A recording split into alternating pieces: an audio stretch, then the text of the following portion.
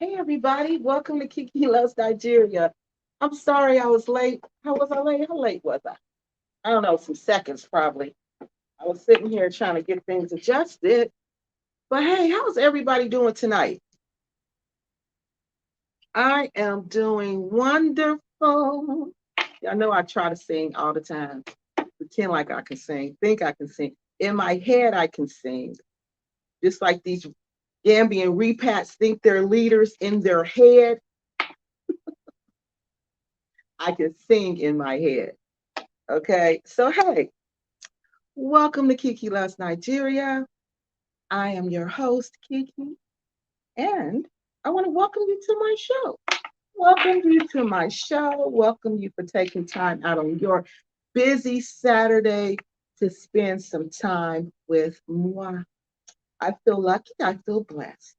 So, hey, for those of you who don't know, for those of you this is your first time here, let me take this time to introduce myself. Again, my name is Kiki Loves Nigeria. My professional background is in education, local government management, and nonprofit management. I've also worked in local government on an international level in West Africa, in Kumba, Cameroon. Okay. Um, I have been to Africa 9 times, the continent 9 times. I have been to Cameroon, Nigeria, and the Gambia. I am planning my second trip to the Gambia. Okay, so I have a master's in education and I have a master's in public administration. I also have a degree in history in African American,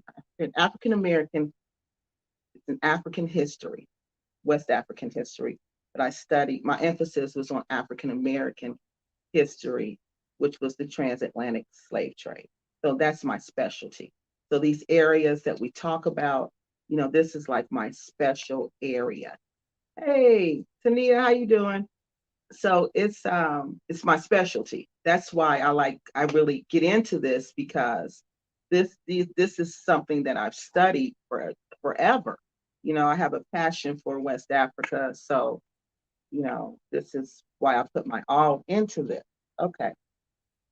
So again, I'm currently planning my 10th trip to the continent. So does anybody have any questions so far? No? No questions so far? Oh, let me give you a minute. If you got some questions or you got some comments, just go ahead and drop them in the comment section and I'll respond to them. Okay? So, what are we going to talk about tonight? We're going to talk about two things. We're going to talk about my sources and we're going to talk about my apology to apparently Angel. Okay? Those are the two things we're going to talk about. So, why are we going to talk about these things tonight? We're going to talk about these things because these things will help the repack community understand one, how and where I get my information.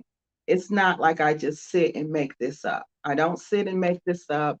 I don't sit and create fantasy tales about people. I don't do that. I actually get emails from people, and you can tell by the way somebody talks and by the way somebody writes whether they're lying and whether they're just creating drama. You can tell when they're doing that or when somebody's writing sincerely. Well, at least I can. I don't know about everyone else, but I can. Maybe because that's what I do. I do qualitative research, and what I do in qualitative research is I study what people say and how they say it. Okay, so that's where I get my sources from. So let's see, and what are we saying now? And so then we're going to talk about my apology. And I said, why are people want to know why are you apologizing? And I'm apologizing because it's important to have standards. Like the school that I went to, they put into us that you have to have, as a researcher, as a public servant, you have to have standards. You have to meet those standards, okay? And those standards have to include integrity, okay? And one of those, to me, integrity means like integrity, period, is doing what's right when nobody is looking, okay? So when you make a mistake, you say, I made a mistake. You say I was wrong. So that's another reason. And then it's important for us to understand the impact that our behavior has on the entire repack community. Okay. So that's another reason why I'm apologizing to apparently Angel. So again, where are these incidents occurring? For people who don't know, they are occurring in the Gambia, West Africa. So are we good so far? Anybody got any questions so far? You don't have to have questions. You can have comments. If you want to comment, go ahead. Because I don't want to just sound like I'm talking to myself. Okay, so y'all want to hear the apology, huh? Y'all like, just get to it, Kiki. Okay. Who am I apologizing to? For those who don't know, I'm apologizing to a lady named Apparently Angel. Okay. Apparently Angel is another YouTube content creator. She's from the United States of America and she's currently in the Gambia. Okay. And why am I apologizing to her? I'm apologizing to Apparently Angel because I did not realize when I talked about her, what this information that my source had given me about her store. I didn't realize it was her. I didn't realize I knew this person. Okay. And if I realized I knew who she was, I would have went to her. I would have went directly to her and told her, hey, Apparently Angel, somebody said XYZ about you. They're talking about you. Is this true? What do you want me to say? Do you want to respond? Or what would you like to do about this? I would have given her a chance to respond privately. I would have took the issue to her privately because, like I said, when we were talking in the comment sections, I feel like if I met you, if you're somebody that I'm cool with, if I feel like you somebody who looked out for me, and this lady was somebody who looked out for me, and she didn't even know me, and she didn't have to look out for me, and she did. So I felt like I owed her more than that. And I do. I owe anybody more than that because I have integrity. And I'm a person who have high ethical standards. Okay. And if you look out for me, I'm going to look out for you. If you're my friend, if you're somebody I call friend, you're going to be my friend to the end. We may not get along, we may not speak, but you better believe you still my friend. Somebody can come to me with all kind of nonsense about you, all kind of nonsense. I'm going to go straight to you. And if we're to the point where we're not speaking anymore, then guess what? I'm not going to talk about you. I'm just not going to say anything about you because I feel like in that case, you cannot present, at least I feel like I cannot present a biased argument. I'm sorry, an unbiased argument. If I can't present the information to you guys in an unbiased fashion, then I won't present it to you at all. Because then I'm doing what everybody else is doing in this community. I'm not telling you the truth. I'm telling you what I perceive as truth. And that's what's going on in this community. And that's what's been going on in this community for far too long. For far too long. So that's why I sincerely apologize to her, because if I would have known who this woman was, I would have taken it straight to her, straight to her, straight to her, and just asked and just flat out asked her about what the allegations were, what this person was saying about her. So that's what I'm apologizing for, because I felt like that was unethical for me to do that to somebody that I knew, that somebody that I met. I may not know her, but I met her. That's somebody I met. And like I said, that's somebody who looked out for me. And my grandmother raised me better than that. That's called loyalty. That's called loyalty. Okay. And I'm a loyal person. I'm loyal to the end. Okay. So that's why I had to come to apologize to her, because I owed her more than that. Because, like I said, she didn't know me. She didn't know me, but she looked out for me. So I should have looked out for her, and I didn't. I didn't do that. And that's why I gotta tell you guys, I was wrong for that. Because like I always tell you, I don't know if I told you or not, but that's one of the standards that I have. is that if I know the person, if I met this person, if I had any type of relationship with this person, and you give me information about this person, and if I have a good relationship with that person, then that makes the information, I can't present it to you fairly because I'm going to present it with me thinking about this person on how I feel about this person. You see what I mean? So a true professional won't even deal with it. They'll back away from it because they know, it's impossible for me to talk about this situation in a fair and unbiased way. Okay. And I don't do that. I've seen people's careers destroyed behind that. And I don't do that. I don't do that. That's why I'll tell you, okay, yeah, I met this person, or I know this person, or XYZ this person, or I'm just not going to talk about it. I'm just not going to talk about it. Because, like I said, there has to be some loyalty in our community. There has to be. And especially if you're doing what I do, if you call yourself like wanting people to hold themselves accountable, then accountability starts with you. Accountability starts with me. And I got to hold myself accountable.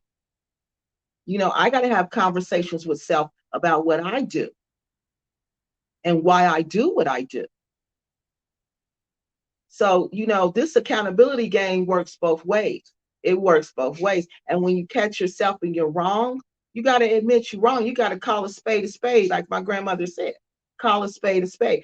I had no idea I knew this woman, y'all. None.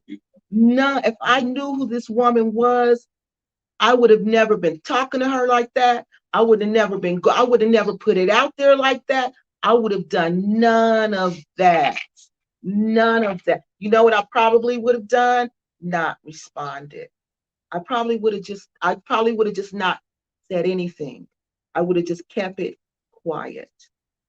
I wouldn't have said anything. That's what I would have done. If I would have known who she was, I would have not said anything because, like I said, if I can't present it to you in an unbiased, fair way, then I'm not going to present it to you at all. I'm not going to present it to you at all because then that again makes me lack integrity. And one thing that I pride myself on is my integrity. And people who know me, they know I have integrity. They know that about me. They know that. So that's why it was important for me to set this record straight, to explain to you guys, that when you make a mistake or when you do something that you don't feel like you should have done, you have to correct yourself. And those, to me, those times are the times that you learn. Those are what we call teachable moments. Those are moments where you can look and say, okay, Kiki, you got to make sure this is not somebody you know. You got to follow your standards. You can't react. You got to respond. And see, when I made that video, that was just a reaction. I was just reacting. I was in reaction mode, reaction mode, reaction mode. So, hey, I was just calling names. If you was there, you was going to get some. Whoever was there, they was going to get some. And that was reaction. And I shouldn't react. I need to respond. That's what I have to remember. My teachable moment from this was you need to not react. You have to learn to respond. So that's why I'm apologizing. That's why, I just feel like I didn't handle that situation properly because of that. And that's why I am responding. Now, I have been talking to apparently Angel earlier today. Okay. We had talked earlier today, and that's when she made me realize who she was. So, we went back and forth, and I told her, I was going to apologize to her publicly and also on my live because, like I said, I would have handled that differently. With people I know, no, you don't have to worry. I'm not the type that's you have a conversation with me and me and you are cool and me and you are friends. And then I go back and then I repeat what you said to me. I don't do that.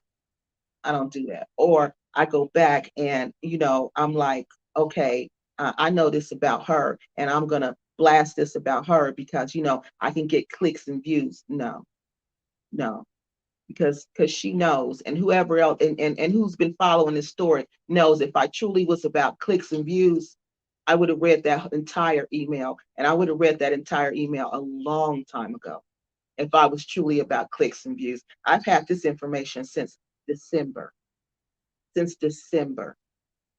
But like I said, I was in reaction mode. I was in reacting to weak, insecure broads. And I was fully, I was fully loaded. I had just read all my emails, and I was fully loaded. So I was like, whoever was there, they was gonna get it. They was gonna get it, and that's what happened. And you can't be like that. So let me read y'all what her response was. I told her I was going to read the response. I'm not going to read all the details because some of this, some of it is about her business partner, and I don't want to talk about that part. So I'm going to leave that part out. But I told her, she had asked me, where did she asked me about, what did they say? What was this person saying? So I wanted to let her know exactly what the person was saying. Okay, so we had a series of conversations, but this was the response. Okay, y'all. So let me read this. You might hear me say blank, blank. If you hear me say blank, that's because this is about somebody else, her business partner, and I'm not going to talk about that. Okay. So she says, I told her to go watch UN's video, because that video, that video right there, I swear to you, I got the email right here, was the entire email that I received.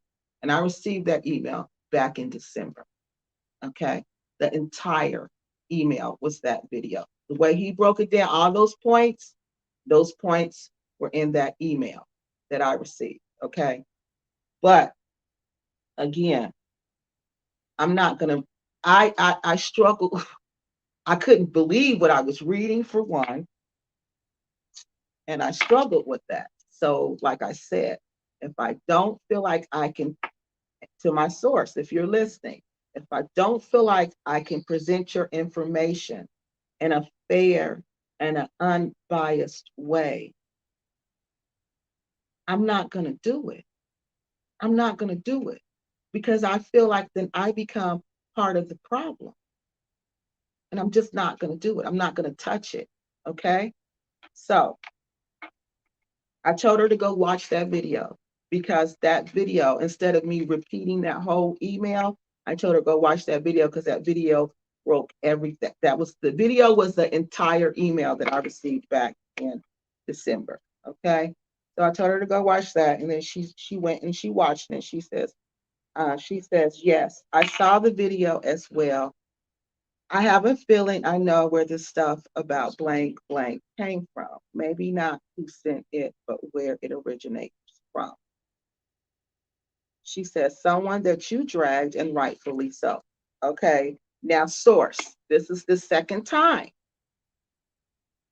someone has said that you are someone that I have talked about. That you were someone that I talked about. And if the people that I've really talked about were repack. Okay. So they think that too. This is the second time I've heard this, that this person is somebody that I've talked about. Okay. And they're feeding me this information to get me off. I don't know, to stop me from, telling the truth or giving me wrong information. But this information, let me tell y'all why I don't believe that, why I question that. Okay. Why question that? I'm not saying it's not true, because I don't know who this person is. But what I'm saying is, why I question that is because you can tell by the way somebody talks, by the way somebody holds a conversation, by the way they write, what kind of person they are. Okay. Now, for somebody to be that manipulative, to like deliberately send me lies and deliberately try to throw me off of track or, put me on the wrong path, okay, it's going to come across in that email. It's going to, because I have 25 conversations with this person, okay? So through our conversations, you would be able to pick up manipulation. You'll be able to pick up, this person is, doesn't like this person, like they don't like them personally, okay? It's a personal vendetta, okay? You can pick all of that up just by reading someone's email, by having a conversation with them, okay? And I'm not getting that. I'm not getting that from this person. I'm not getting that this person is somebody who's playing that kind of game. I'm getting that this is somebody who's who's really concerned about our reputation in the Gambia, who's really concerned about how these women are coming over there representing themselves. And number one, this person feels like these women, these single African American women, are putting themselves in danger because they're coming over there living like they're in America, just doing whatever. And they feel, this person sincerely feels like this is a moral issue, that these people are morally corrupt, and they're bringing this morally corrupt behavior to the Gambia, and this person doesn't like it. That's what I'm getting. That's what I'm getting. Because after the person states the facts, they usually give you their opinion. And when they give you their opinion, you can tell what kind of person this is. You can tell what kind of person this is. So that's why I tend not to believe it's somebody playing games like that. And personally, I don't think it's one person. Personally, I think it's probably a group of people who said, I'm tired of this. We're tired of this. These few, they're making it bad for all of us because the Gambian people are tired of it. So let's join together, expose these bad apples, and get them out of here. And get them out of here. That's what I think. But I don't know. Because like I said, I don't know who this person is. I have no clue who this person is. None whatsoever. They just started writing me out the blue. But like I said, the things that they've said, I've seen, like when I'm doing research for the projects that we're working on, like the land scamming stuff, or when we were working on other projects with Crazy Boys repacks, I have to watch a lot of videos. I got to read a lot of comments. So these things that they're saying, I've read these in comment sections. So these are things people have talked about. Okay. So that's how I know this isn't just somebody just making up stuff and saying, oh, I'm going to make this up. Let me send it to her. She going to believe me. No, I'm smarter than that. I'm way smarter than that. Okay. So let me finish. So I don't think it's somebody doing that. I really don't. But people are entitled. Other people say that, so they're entitled to that. Okay, so basically says she's not going to speak for her business partner. That's for him to do, but she will speak about his wife, though. Okay, now I didn't say anything about his wife. Okay, I didn't mention his wife, as you notice, her partner's wife. I didn't mention anybody's wife because that's another thing, one of my ethical standards. I don't mention husbands, wives, parents, kids. All that's off limits. Even cousins are off limits. Even dogs and cats are off limits. Okay? But you YouTube content creator, Gambian repack, you are fair game. You are fair game. But everybody else around you, no, they're off limits because they have nothing to do with your YouTube life. So I never, ever talked about his wife, and I never, ever would talk about anybody's wife who was not wanting to be on this YouTube platform. Okay. But if they put themselves out there like that, like some people do, their partners want to be a part of this YouTube life. So when you put yourself out there like that in the public eye, then you become fair game, unfortunately. But I at all costs try not to talk about your partners unless they're a part of the story. Okay. So let's read what she said about the wife. She wanted to respond to that. Okay. She said, um, I don't like people. Wait a minute, y'all. I don't like people talking stuff they have no actual knowledge of. People just love talking and assuming, talking about stuff. Okay, hold on. I'm sorry, y'all. These glasses are not on here right because of these eyelashes. It's so daggone long. So hold on. Let me start over. I'm trying to fix them. Okay. People just love talking and assuming. SHIT. I can't say that word. Wait a minute. Hold on. Let me back up. Okay. I don't like people talking about stuff they have no actual knowledge of. People just love talking and assuming. SHIT. She herself does not want to be out in the public domain. So that's what I'm saying. Some people don't want to be on YouTube. So that's unfair for you to invade their privacy. To me, that's an invasion of that person's privacy. For you to invade their privacy and to put them on YouTube when they don't want to be on YouTube. Now that I believe you can sue somebody for, because that is an invasion of my privacy. And you cannot invade my privacy like that. You can't put me out there if I don't want to be out there. You cannot. He had, okay, this person has said that from the beginning in one of his videos that I can collaborate, but that's because she told me the same thing.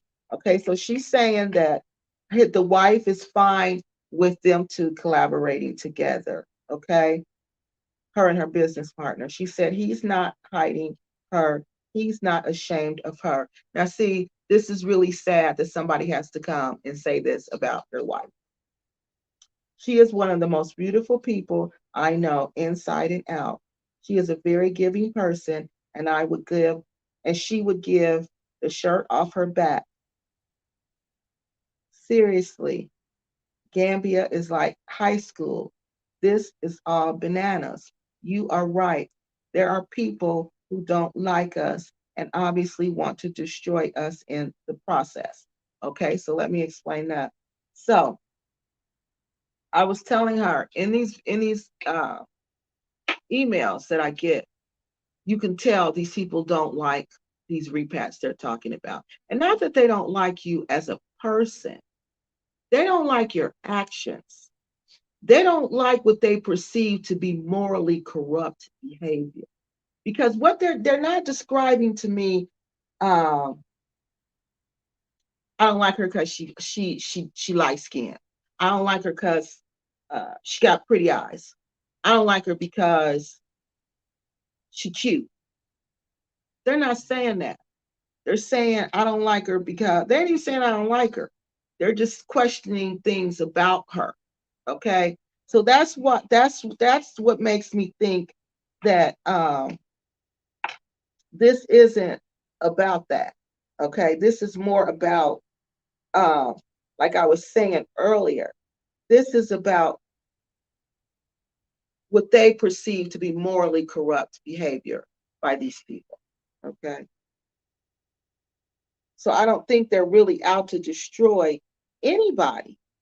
I just think they want to destroy this behavior, this American culture, this African American culture that so many people find offensive, that so many people don't understand, that so many people are fearful of.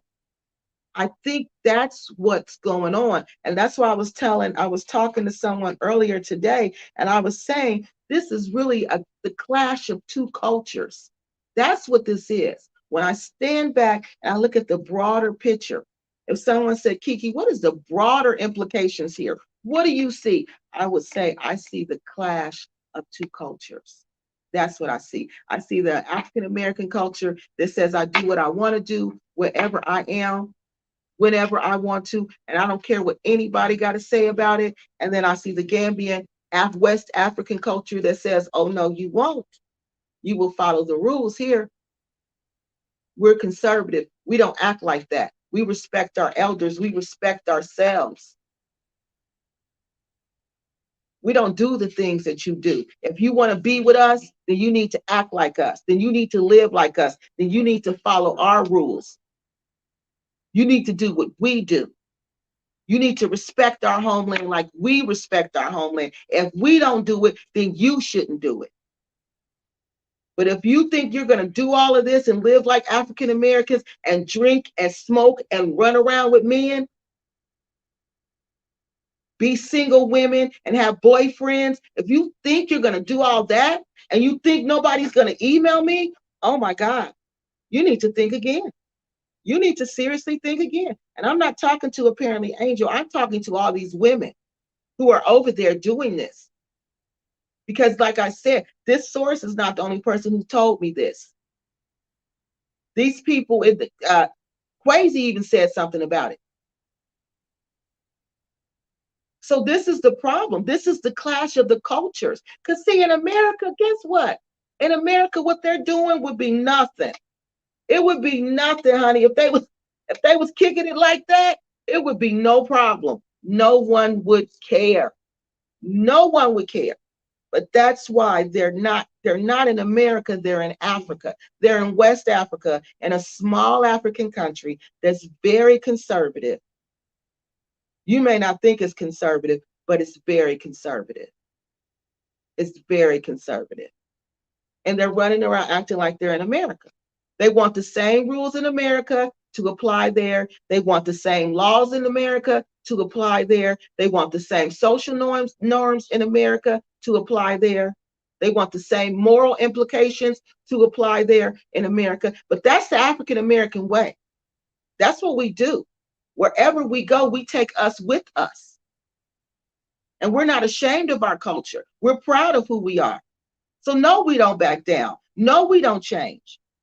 But we don't understand where we are when we go to Africa.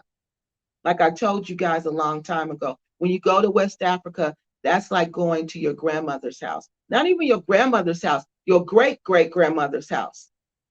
You got to respect them, and you got to respect the culture. And if you don't, you need to leave, because they're going to talk about you.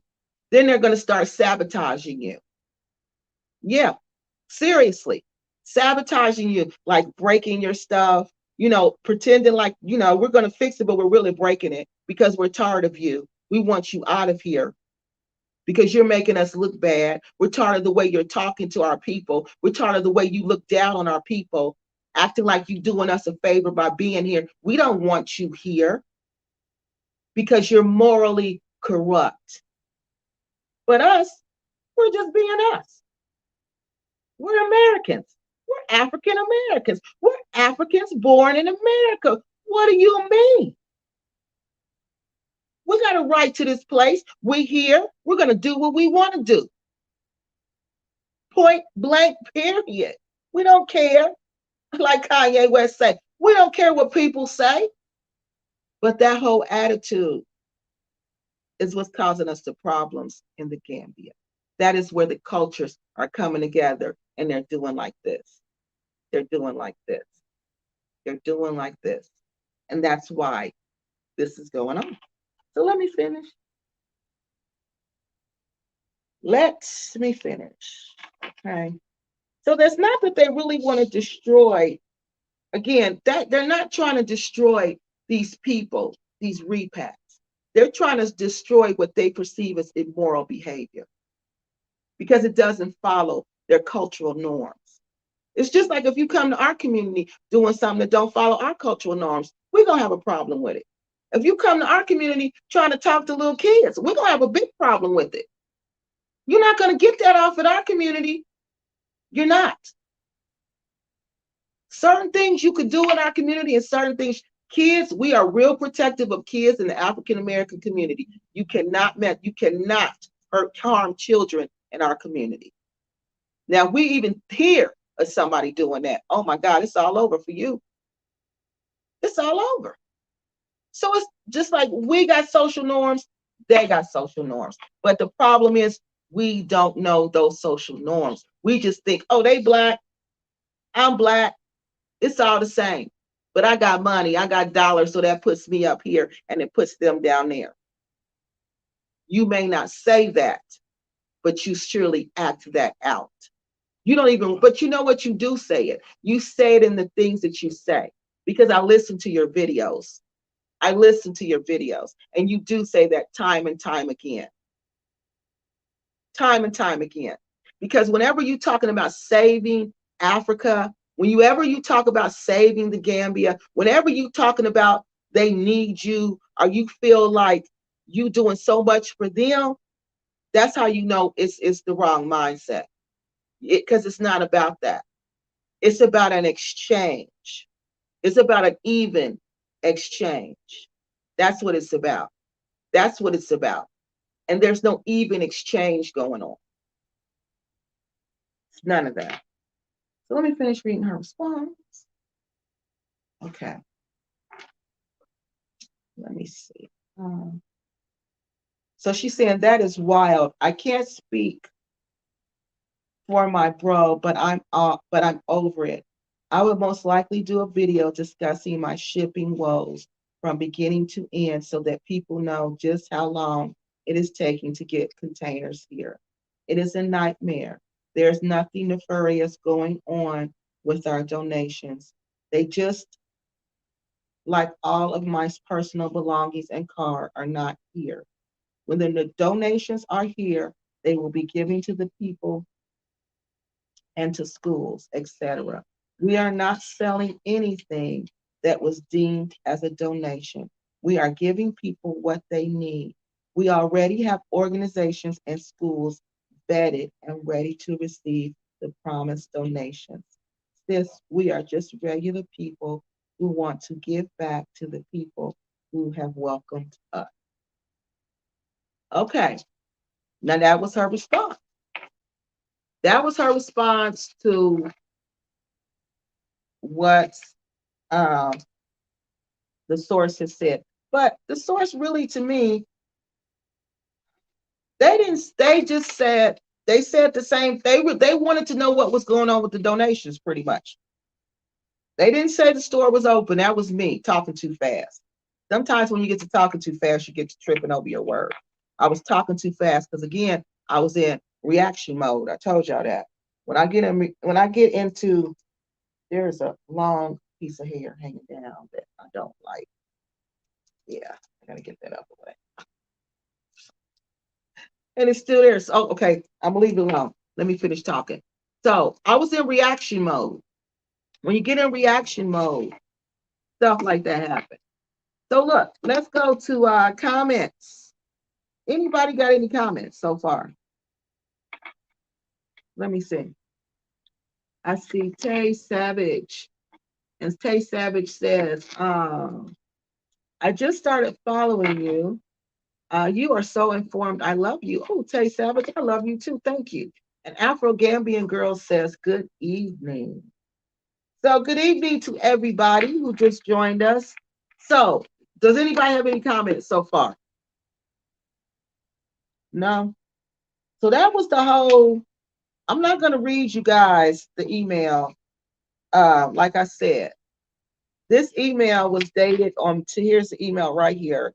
And this email was dated about concerning apparently Angel Store on December 14th, 2021 at 1:20 p.m. is when I received this email. And again, I'm not going to read all this. I'm not going to read this because if you didn't see the video, then go watch the video on Unapologetic Negro Peons channel. Go watch that video. And that's the video. That's the email. That's the email. Okay. So again, like I said, I have had 25 messages, me and this person going back and forth. Okay. And you can even see that the person was right because she said that. I don't know why I keep saying she. I don't know if it's a she. I don't know if it's a he. I don't know who it is. I don't know what it is. Okay. But this person says here that they haven't opened the store yet. I'm trying to figure out exactly. They say that they haven't opened the store yet. But what they were concerned about is that there was no transparency. They felt like if you were taking donations, and you're taking donations and you're saying you're going to give these to the people and get to the Gambia, then you need to keep people informed with what's going on with those donations so people won't assume the wrong thing.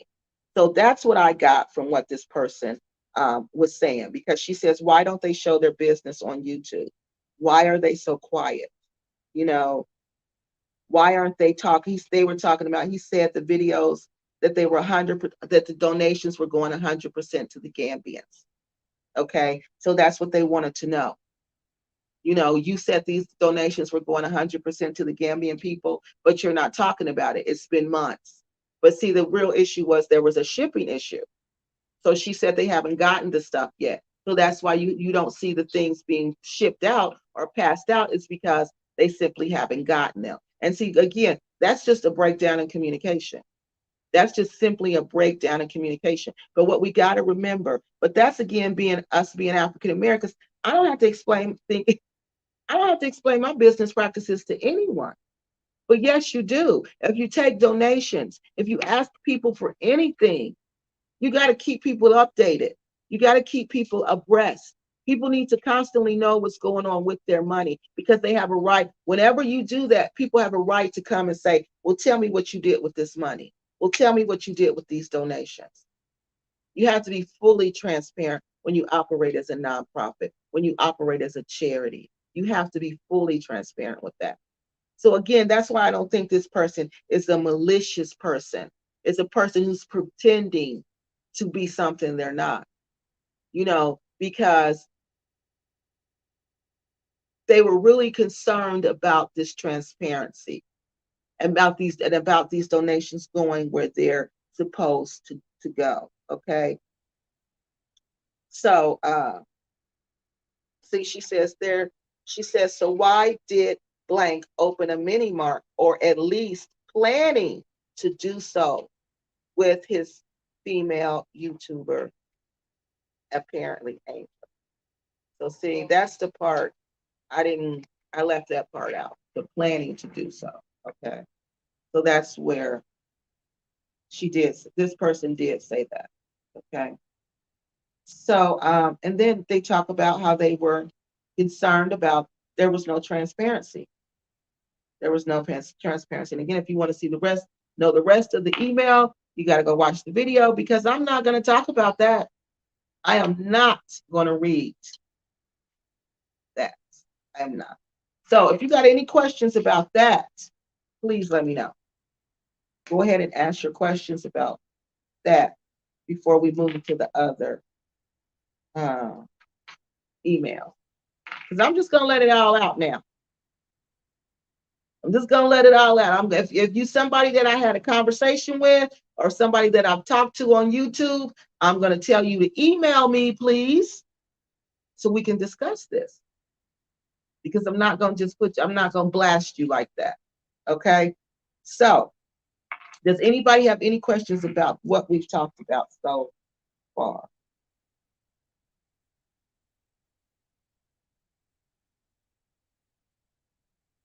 No? Okay, African Gambian girl says, I'm sorry, Afro Gambian girl says, good evening. Good evening, Afro Gambian girl. Okay, so look, now we're going to talk about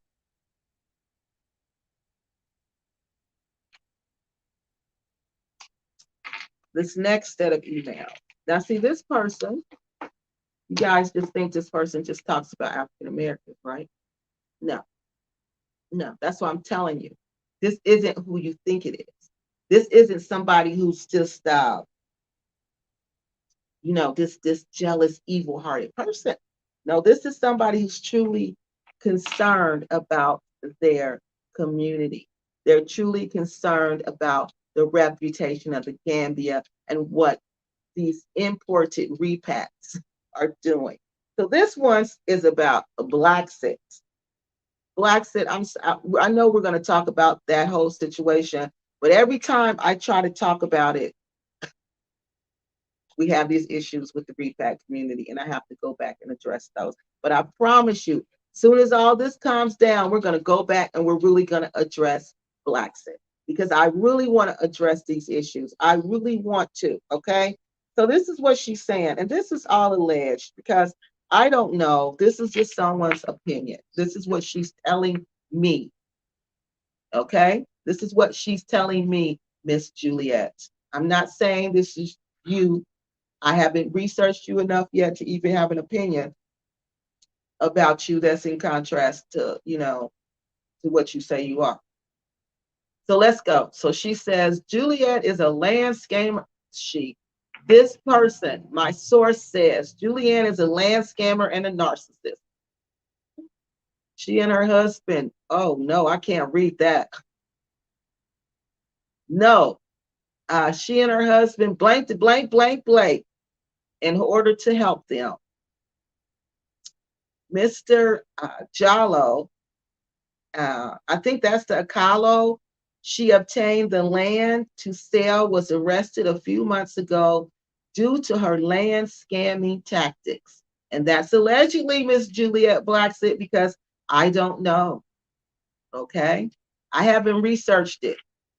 Because you are, and this is, let me stop right there too. What y'all also got to understand, everybody is not a part of a research study. Just because I talk about you like Aja a Freak and Global Green Book, they're not a part of no research study. What are they a part of? Nothing.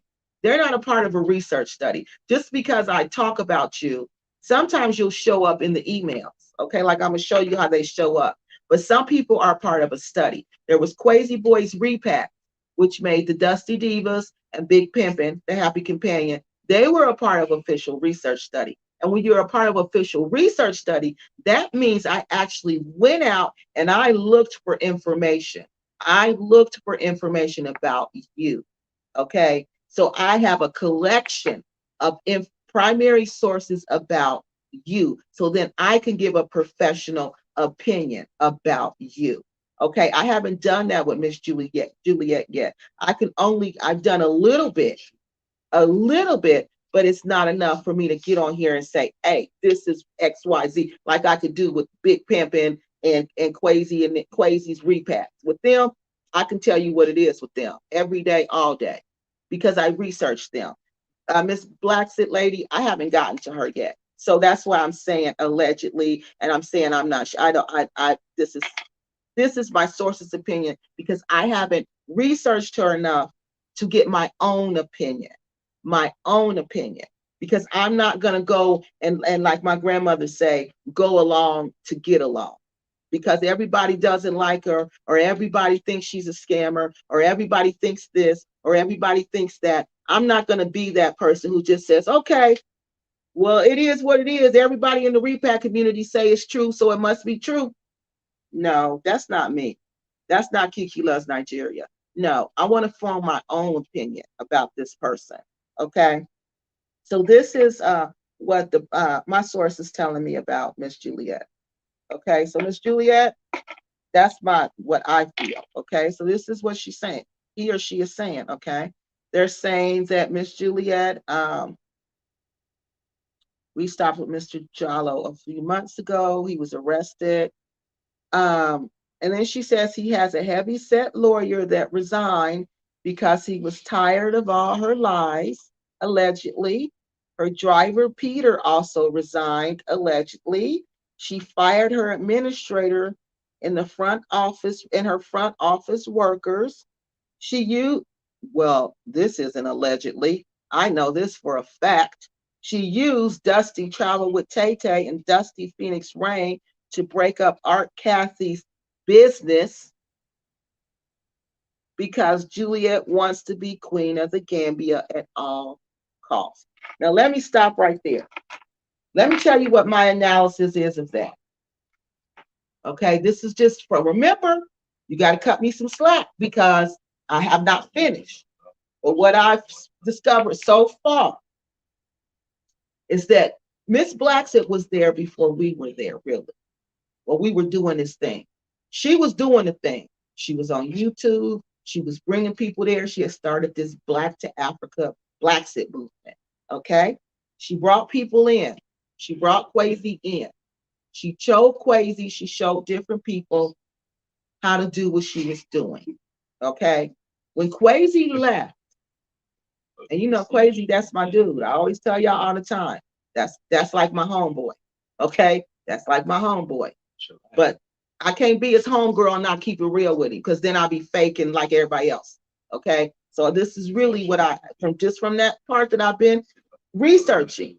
This is how I feel. I feel like she felt betrayed. She felt like, okay, I brought you in, I showed you the tricks of the trade, and you go and show what I taught you to Art Kathy, who hasn't put in any work. She just got here, and I've been putting in work. And then you go and you take it to somebody else. And then you not only do you take my ideals, you take what I taught you, you taking your African American community with you. I think she felt betrayed, you guys. I seriously do. I think she felt betrayed. I think she felt betrayed by a lot of people, by a lot of people. And I think that's why we see this behavior. Hey, Mr. Paul Williams. I think that's why we see this defensive behavior, because she's just so tired of the betrayal.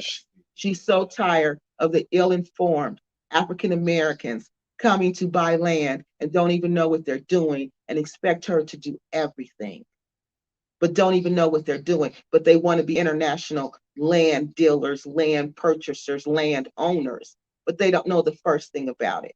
But this is what I'm getting so far. Now I'm telling you, I'm not done, but that's what I think. I think she feels betrayed. I think she feels betrayed right now. So that's what I think is going on with Miss Blackson. And rightfully so. Rightfully so, because she calls her people. I notice she says Blackson family. She always says, good evening, Blackson family. Now y'all notice everybody call their people family. Everybody call their people family. So it's like everything. Then she was doing something before she was selling land. I forgot what she was doing. She was selling something. But people were starting, it's like everything she did, they did. Like, okay, I'm going to watch Miss Blackson. I'm going to pretend like we all down together, and whatever she do, I'm going to do. Okay. No, I'm not saying she's a victim, Mr. Williams. I'm not saying she's a victim. I'm not saying she's a victim. I'm saying you can feel betrayed without feeling like a victim. Okay. You can't. I feel like she feels betrayed. But again, I'm at the beginning of this research on her. Okay. So let's go back to, now let's finish the email. She sells her land cheap to her friends like Mrs. Brojo Nore. Miss Nore, please forgive me for messing up your name every time I say it, because I know it's a French name and it's my English accent. And Denise Clark. Hey, Miss Denise Clark, who recently moved here. What? Miss Denise Clark. I'm not going to read that, Miss Denise Clark. I'm sorry, source.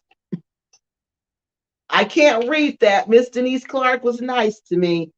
Miss Denise Clark, if you want to know what I just blacked out, please email me. Because if I know, like I tell y'all, if I know, other people know. So, Miss Denise Clark, people are probably smiling in your face and laughing behind your back talking about this for real. For real. Because I'm don't think they're just telling Kiki Loves Nigeria. They all talking, saying, girl, blah, blah, blah, blah, blah, blah, blah. And then they said, tell Kiki Loves Nigeria. Tell Kiki Loves Nigeria. Mm-hmm. But I have a moral code. I have a moral code.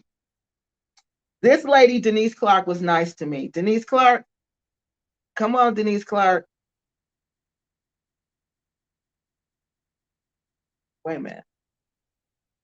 Okay. Denise Clark, you got to email me because I'm not going to read that. I'm sorry, source, I can't read that. But Denise Clark, you need to email me because they're talking about something that you need to know about. However, she sells land high to people she doesn't like or who doesn't worship her. Now, okay, she can sell Again, y'all, she can sell her in my humble professional opinion. Miss Blacksett lady can sell her land to whoever she wants to at whatever price she wants to. Whatever price she wants to. So I know a lot of y'all complain about that. But again, I think that's up to her. If she want to sell it to her friends at a cheaper price, then she sell it to X, Y, and Z that she don't know, then that's her. That's her moral code. Her moral code. Just like my moral code is, okay, if I know this person, if I had any relation, any contact with this person, like Miss Denise Clark, I've had contact with her. I'm not gonna read what that part. I'm not. Okay. Like with apparently Angel. When I realized I had contact with her, oh no, I should have handled that situation better than that. So this is this person's moral compass. Okay. Everybody has to have their own moral compass. So in her moral compass, she says, it's okay for me to hook my friends up, to give my friends to hook up. It's nothing in our community. We give our friends to hook up all the time. All the time we call it, we gonna look out. What you say, look out. You gonna look out for me? Yeah, I'm gonna look out. So they just looking out. But again, I'm at the beginning, y'all. Be patient with me. Okay. So she sells them that land at a different price. Okay. So what else does she says? Nora have a strong fear. They have an alliance, and Juliet. They have an alliance with Juliet, and let's see. She did a video with Blacksett a few months ago showing their construction in Busara. Okay. And then she's talking about she. I'm sorry, y'all. I don't know if this is a she or a he. So please forgive me, source, because you a man, you're not gonna like me calling you a she. So I'm sorry. So please, sir, forgive me, sir. Okay. So basically, she's saying there was a video where Mr. Eto, her Gambian land manager of her office, answers the phone and he pretends to be Mr. Jallo. But she's saying she can't find that he can't find that video anymore. So the video somehow has disappeared. Okay. And this is supposed to be proof that there's some kind of scam going on with this land. Okay. Most of the YouTubers are free. Okay, now y'all have to tell me this. Okay, most of the YouTubers appear to be afraid to go up against Juliet because she has the capability to get Gambians to lie for her. Police, judges, and common Gambians. Allegedly, she should be arrested and deported. That's that person's opinion. Some of her Akalo transfer paper isn't even completed correctly. People who purchase land are still being stood up in her office and they wait for hours. She doesn't show up in the office anymore. I don't know because I'm not there. Again, this is all coming from my source who appears to be in the Gambia and who appears to be active in this repack community. Okay. Blacksett is still trying to sell land, even though her previous land sales are corrupt. She's a bully who forces people to do videos on her channel. Her land guy, Ibrahim S., allegedly, who she refers to, sketch plans, etc., is not even a full-time worker for planning. He's a student in college and has scanned several buyers for thousands of dollars, allegedly. He gives them phony sketch plans and fake documents, or he simply avoids their calls after taking their money. Apparently, she gets a cut of the scam money. So, Miss Blacksett, I think you should go talk to, because this is detail, Miss Blacksett. Somebody in your camp running their mouth too. See, it's a whole bunch of jealous people over there. It's a whole bunch of people over there just running their mouths. And instead of keeping it real with you, Miss Blacksett, they're talking about you. Okay, somebody close to you is running their mouth, running their mouth. Because how does this person who's writing me all the way in America, how do they know that? This person appears to don't even like you, but they know your business. They know your business. And they know detailed information about this little boy. I'm sorry, he might be a young man. When I say little boy, y'all, what I mean, Global Green Book, he's in his 20s, because 20s is little boys to me. Okay. But they grown men, but they little boys to me. So Ibrahim S., she know this man sketch plans. She know he's not a full-time worker for the the planning department, or planning what? I don't know. Okay. He's a student in college. He scammed several buyers out of thousands of dollars. Miss Black said, check your people. Check your people. Check your people. Because see, if this is really what she's doing, and you talking about her, and she's really this corrupt and this much of a big criminal, where she got all these people on her payroll, why don't you go to the police? Everybody ain't corrupt. Every police in the Gambia is not corrupt.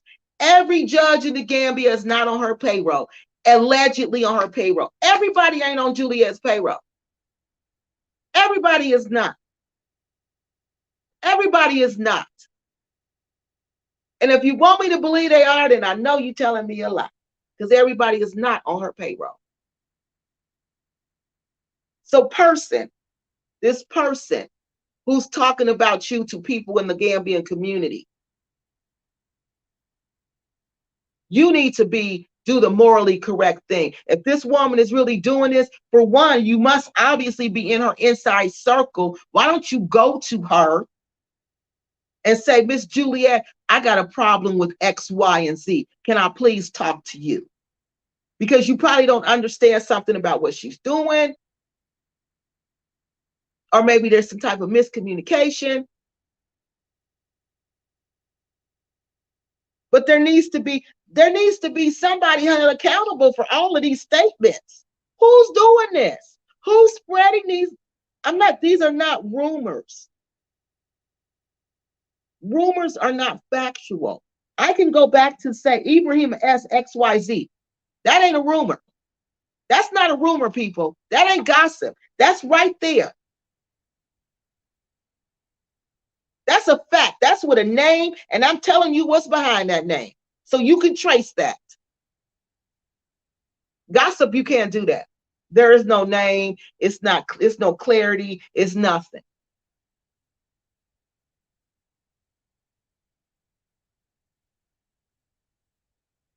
This is really too much now. So there's spies in everybody's camp. There's spies in Black's camp. There's spies in Crazy Boy's camp. Y'all wouldn't believe people still talking about him. My source gave me more information, but I'm not going to release that until Quasi responds. I'm not. I'm going to give Quasi a chance to respond. I'm not. Source, I told you what my moral code is. If you got to respond, I'm not going to do that. But yeah. So let me finish. Okay. So yeah, I think that was it. So how do they know she gets a cut of the scam money? Somebody's saying it. Somebody's saying it. Everything in here, you can tell somebody's saying it, y'all, because there's a fact linked to it. There's something you can trace linked to it. So that's how you know they ain't just pulling it out of the air. They're not just pulling it out the air. There's a fact linked to it. So let's stop here. And we're going to look at the questions, okay? This is really sad, though. This is really sad when you think you got friends, or you think you got people you could trust, and then you realize these people are really just talking about you behind your back. Like Tupac say, they smiling in your face, wishing you well, but they really wishing you hell. Are y'all serious? This is what's going on in the Gambia? This is what we doing over there? It looked like it. It looked like it. From what I see, that's what it looked like. Good morning, Paul Williams. What do you mean morning? Where are you? It's in the evening here. Okay. CW baby girl says hello, everyone. Let's see. Paul Williams, she's not a victim. No, sir, she's not a victim. Miss Blackson doesn't even come off as a victim. None at all. She does not come off as a victim to me, but I think she's being betrayed by her inner circle, and that's not cool. That's not cool for anybody to be betrayed by your inner circle. Like Jesus said, you betray me with a kiss. She's being betrayed with a kiss, just like apparently Angel was being betrayed with a kiss. And I wasn't the one who betrayed her. I wasn't the one who betrayed her. The person who betrayed her is who put her business, who put all this out in the repack community about her business partner. That's the person who betrayed her with a kiss, because that person knows them. That person knows them intimately. This person knows Miss Blackson intimately. Like Jesus said, these are the Judases that they walk amongst you people. They're walking amongst you in the Gambia. I don't know what's going on over there. I don't know. But they're walking amongst you and they're smiling in your face. They're smiling in your face. And you talking to them and you're trusting them and you believing this is my homie, this is my homeboy, this is my home girl. And he and she are really just waiting for you to give them some information so they can go back and tell the community. Because it's not one person. I don't believe one person can know all this, because one person can't be in all these places at one time. So I think it's a group of people. I think it's a group of people who said, this is what we're going to do. We're going to put the pressure on them till they get out of here, till they either adjust their behavior or they get out of here. Because it ain't no way one person can be in all these places and know all this information. No way. But it's just like here. It's just like here. We call it the streets talking. The streets be talking. That's how we say it here. And when you hear somebody say the streets be talking, that means the people in the community are talking about what's going on. And guess what? When the streets start talking, they usually tell the truth, y'all. The streets don't lie. If you want to know what's going on in your community, go to the streets. Go to the streets. Go to the community, because the community will know everything that's going on. Yep, and that's what's going on in the Gambia. The streets is talking. But no, sir, I don't think she's a victim. I don't think Miss Blackson is a victim. I think she's being betrayed. And I think whoever's doing the betrayal, I think these people need to stand up. But I don't know what, but then you should, I don't know. I guess I shouldn't say that though. Because some people, they can't talk. They're not vocal like that. They're not the type of person who they don't like confrontation. They're not a person who will confront you. It's easier for them to go to a member in the community and say, she doing this and she doing that, instead of them confronting you, because it becomes difficult for them to actually confront people. So I'm not going to say that, but I'm saying the betrayal is even if you don't want to confront this person, whoever you are, you don't want to confront Miss Blackson. You didn't want to confront apparently Angel and her partner.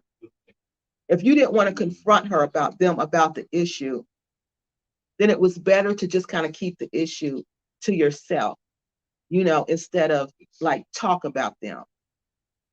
Maybe you should have just prayed about it instead of talk about them, because see, that makes you look bad. That makes people question your moral integrity. Okay. So Miss Lonnie says, this is the reason why I don't care about being part of the repack community. Look how we treat each other. It's sad. I can't follow the crowd. I prefer to be alone. Yes, it's better to be alone. A lot of times it is better to be alone.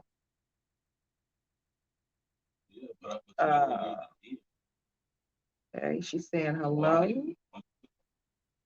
Let's go to say, let's see. Um, I feel like I miss so much taking a break. Alexis Flower. Let's see. Joanna's saying hi to Miss Renee. Let's see what this one says. She is. The lady is a Haitian American, the last African. She is. And I was on her channel, and you know what? I don't see the connection to the Gambia. I've been on her because I've been doing the research, y'all. I really have. But I told y'all these repacks just keep calling me back, bringing me back in. But I was on Miss Nario's channel, and I don't understand the connection with the Gambia. That's why I'm confused about all this. She talks about a lot of issues in Africa, but it's diverse issues of a variety of issues. It's not just about the Gambia. It's not a focus on the Gambia. Usually people who are connected to the Gambia, they talk about it. Or it's usually a country, a particular country that they're connected to. And I didn't see that. I didn't see that. But I do know, I did a lot of research on her country, Haiti. So, it was really nice to see she's from Haiti because I love Toussaint L'Ouverture. I hope I said it right.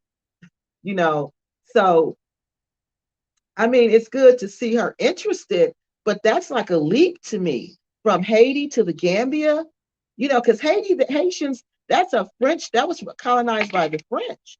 It's usually a language barrier. It's usually, that's just a jump to me. That's just a jump to me. So I'm trying to understand this relationship, especially she has a school there. Okay. So that's another leap to me. Why does she have a school there? So I'm just trying to put all these pieces of this puzzle together. But yeah, I think she is Haitian. That my source said she was Haitian, actually. So let's see. Oh, welcome back, Alexis.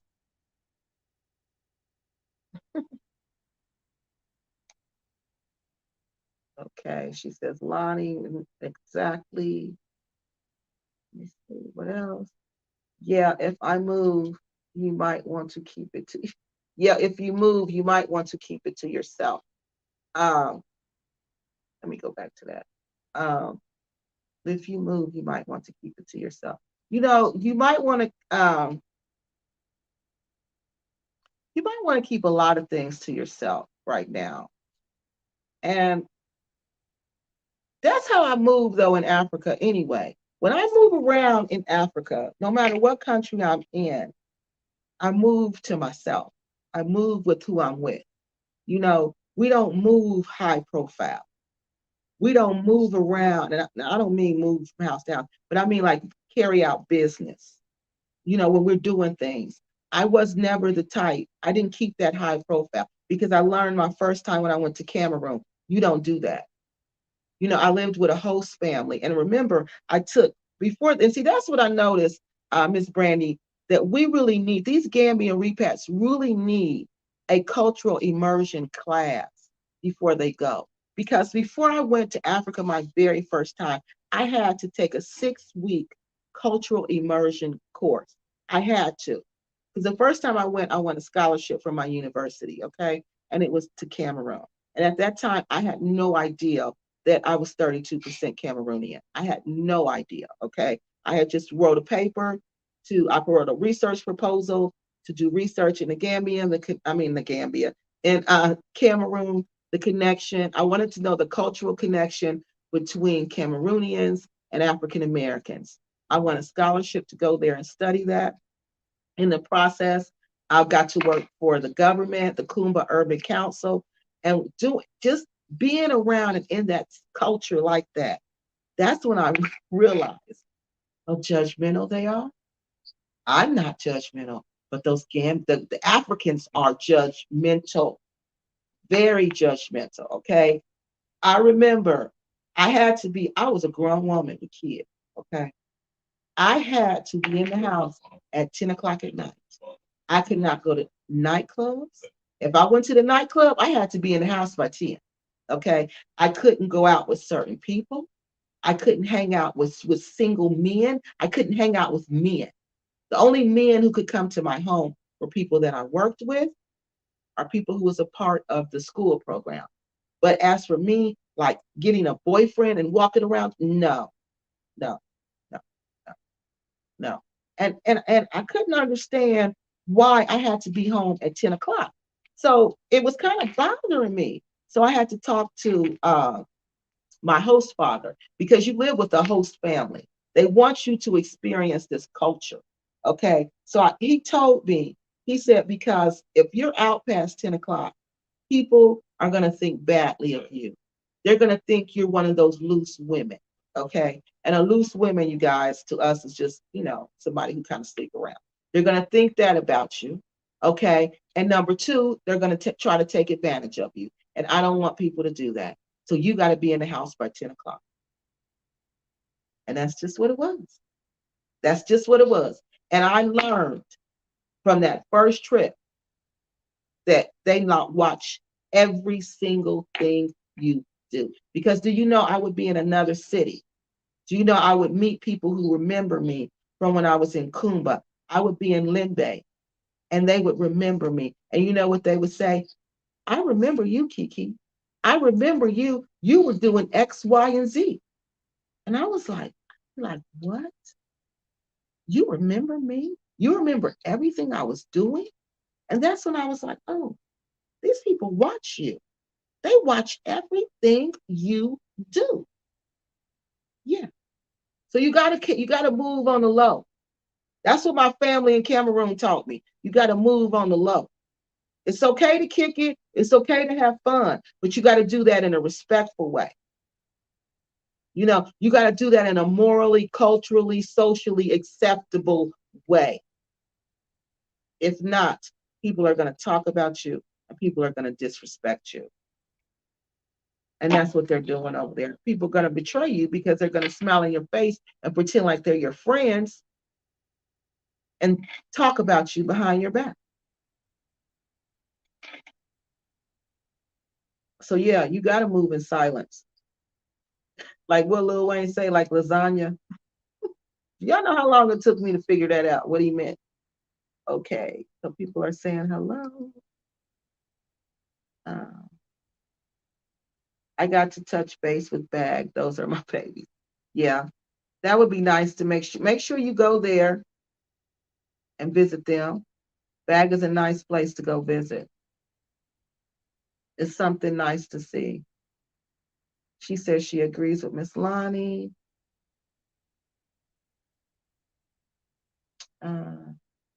Miss Tania says this is why I've always stayed on my own and just do my own thing. Well, with my husband, of course. Yes. And that's what you're supposed to do. That's what you do. This group hanging out together, this group of single women going out to the club together. No, no, no. That's a big no-no. That's a big, tremendous no-no. No. Mm-mm. You better you better just lay low. You better lay low. Okay. And if you go in there to date, you might just want to go for a visit. Don't plan on living there. Don't plan on repatriating there, because they will remember you and they will talk about you. Okay. So let's see. Miss Alexis says, hey, I hope all is well. I have to re-up on these Pan-African videos. I have to detox for a little. Yes, honey. You have to detox after a while. You got to pull yourself away from it. It's like a drug. You like, oh God, I got to get my fix. Then when you don't get it, you like, I need a video. I need to see something. It's who you know, not what you know. But pride puffs up. Yes, Gracie Griffiths. Oh my God, you're right. Pride puffs up a person. And see, these people who are going to the Gambia, you got to remember, these people, most of them are low class Americans. We saw what the Dusty Divas were. We know what they are. We know what Big Pimpin', he tells us he's had problems on his jobs. They treat him a certain way. He's one of them people who always got an issue. always got an issue. Listen to how he describes his professional career. What Phoenix say? She's been couch surfing through America. What Dusty Travel would say? I live in Section 8. I conspired to do a drug deal. And ain't no allegedly to that, honey. She told us with her own mouth, wrote it down, showed us the receipt. These are the type of people that are going there. These are the people who are doing this type of behavior. And these people, when you get to Africa, I'm telling you, you have a blue passport. People look at you, not all people, but some people look at you differently. Okay? They look at you differently because you have that passport. Because like I told you last week, that passport gives them, that means that you represent opportunity and you represent money. And people will surround themselves. These people who let this pride puff them up, they love to be surrounded with people who worship them because they have a blue passport. They love that. They love that. And those people are easy to find in Africa. Very easy to find. So yeah, that's the pride. It's that passport and those dollars that gives them that pride and puffs them up. But that's their downfall because Africans can't stand prideful people. That's another thing they don't like. They can't stand prideful people. And when I say Africans, I mean in all the places that I've been in Africa, Cameroon, Nigeria, and the Gambia. The culture, the basis of that culture is the same in West Africa. Okay, it's pretty much the same because you got to remember back in the day we traveled. That's why you can trace my DNA to 3 places in West Africa. 3 places: Mali, Nigeria, and the Gambia. Not the Gambia, Lord, Cameroon. Mali, Nigeria, and Cameroon, because they traveled back and forth to those same places. So the culture, we just took the culture.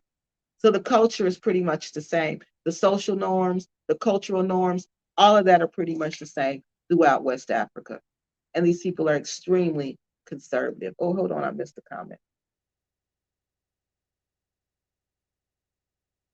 Okay, hold on. What does this one say? Did we get this one? Okay. So yeah, that pride is puffing them up. Especially Big Pimpin', because he know he's a weirdo. He know he's a big weirdo. He know he's an awkward, big goofball weirdo. Okay. So now he's in the Gambia where he can buy himself a wife. Because he tells you all you need is money and you can buy yourself 4 wives. You can get you 4 virgins. This is not allegedly. This comes out of his own mouth. Like I said, I use primary sources. If you don't believe me, go back through my videos. Go to his video about the virgins in the Gambia. He probably put them on where you got to pay to see him. His members only. And then they talk about this one crazy dude who went to the Gambia looking for a bride. Well, I guess so. Big Pimpin's telling them to go over there. Big Pimpin, the happy companion, is telling everyone, if you want a wife, you could have 4 young virgin women. All you got to do is have some money to pay him. He tells them that, but nobody checks him on that. Nobody checks him. None of the men check him on that. Nobody says nothing to him about that. They want to blame this little crazy dude, allegedly crazy dude. They want to blame him. Big Pimpin gave him that idea. Big Pimpin told him he could do that. Big Pimpin is the happy companion for those of you who don't know, because he is Big Pimpin in the Gambia, because he could never big pimp nothing here. Nothing. So let's finish with our comments before we go to our next. Okay, hold on. Miss Lonnie says something. She says, girl, I would be afraid to go against Juliet too. Well, I'm not afraid to go against Juliet. I'm just not finding nothing to go against Juliet with. I got to be able to hit you with the facts. You see what I'm saying? I'm the type of person, I'm not going to go along to get along, Miss Lonnie. I'm not going to just like her because everybody else dislike her. I'm not. I want to be able, when I want to say, okay, repack community, Miss Blackson is doing X, Y, Z, and this is why. Miss Lonnie, you watch me. You know I will have receipts for everything that I say. I don't have receipts for that. I have receipts where people are saying this, but the things people are saying are criminal. Things that are criminal, you should have. Like I got this email right here. You should be able to show me something like this, where I can go through it and see how I got it highlighted. You should be able to do that. You should be able to do that. But I'm not getting that. I'm not getting that. I only seen one document. And to say everybody's going to take in the Gambia, no. If that was the case, Kwesi would have been found guilty of criminal charges because Shantae, Dusty Travel with Tay Tay was sure trying to pay everybody off to arrest him. I know. I'm not going to say I know she was. Thank you, apparently, Angel. I'm going to be more cautious about that. I'm going to say, in my professional opinion, I believe she would have paid anybody to arrest him if she could have. If she could have. So that's why I don't believe that. So it's not that I'm afraid, because the truth has no fear. I'm not afraid of the truth. And I'm not afraid of anyone because I was raised not to fear anyone. Because like I tell you, my background is Fulani. I know who I am. We fear no one. We fear no woman. We fear no man. We fear no child. We only fear God. And God is not a man. God is a spirit. That's it. So no. But I can't go. I'm not going to go against her and say, well, somebody said. No, I got to see it for myself. And I haven't seen it, Miss Lonnie. I haven't seen. I wish somebody would send it to me. Send me a contract. Send me all the stuff you're talking about. Because I can't find it. I hear people talking about it, but I don't see nothing in writing. So I can't do that. I can't do that. Remember, I told you I wasn't going to be like the rest of the people who bring information without facts. I'm going to be actual and I'm going to be factual, or I'm not going to bring it. Okay? I'm not. Now I'm not gonna just go to war with Miss Blackson and don't have any ammunition and I'm shooting blanks. No. When I go to war, hey, people know when I go to war, I got my ammunition and I'm ready. But right now I don't have no ammunition and I'm gonna be just shooting blanks, and I'm not shooting blanks.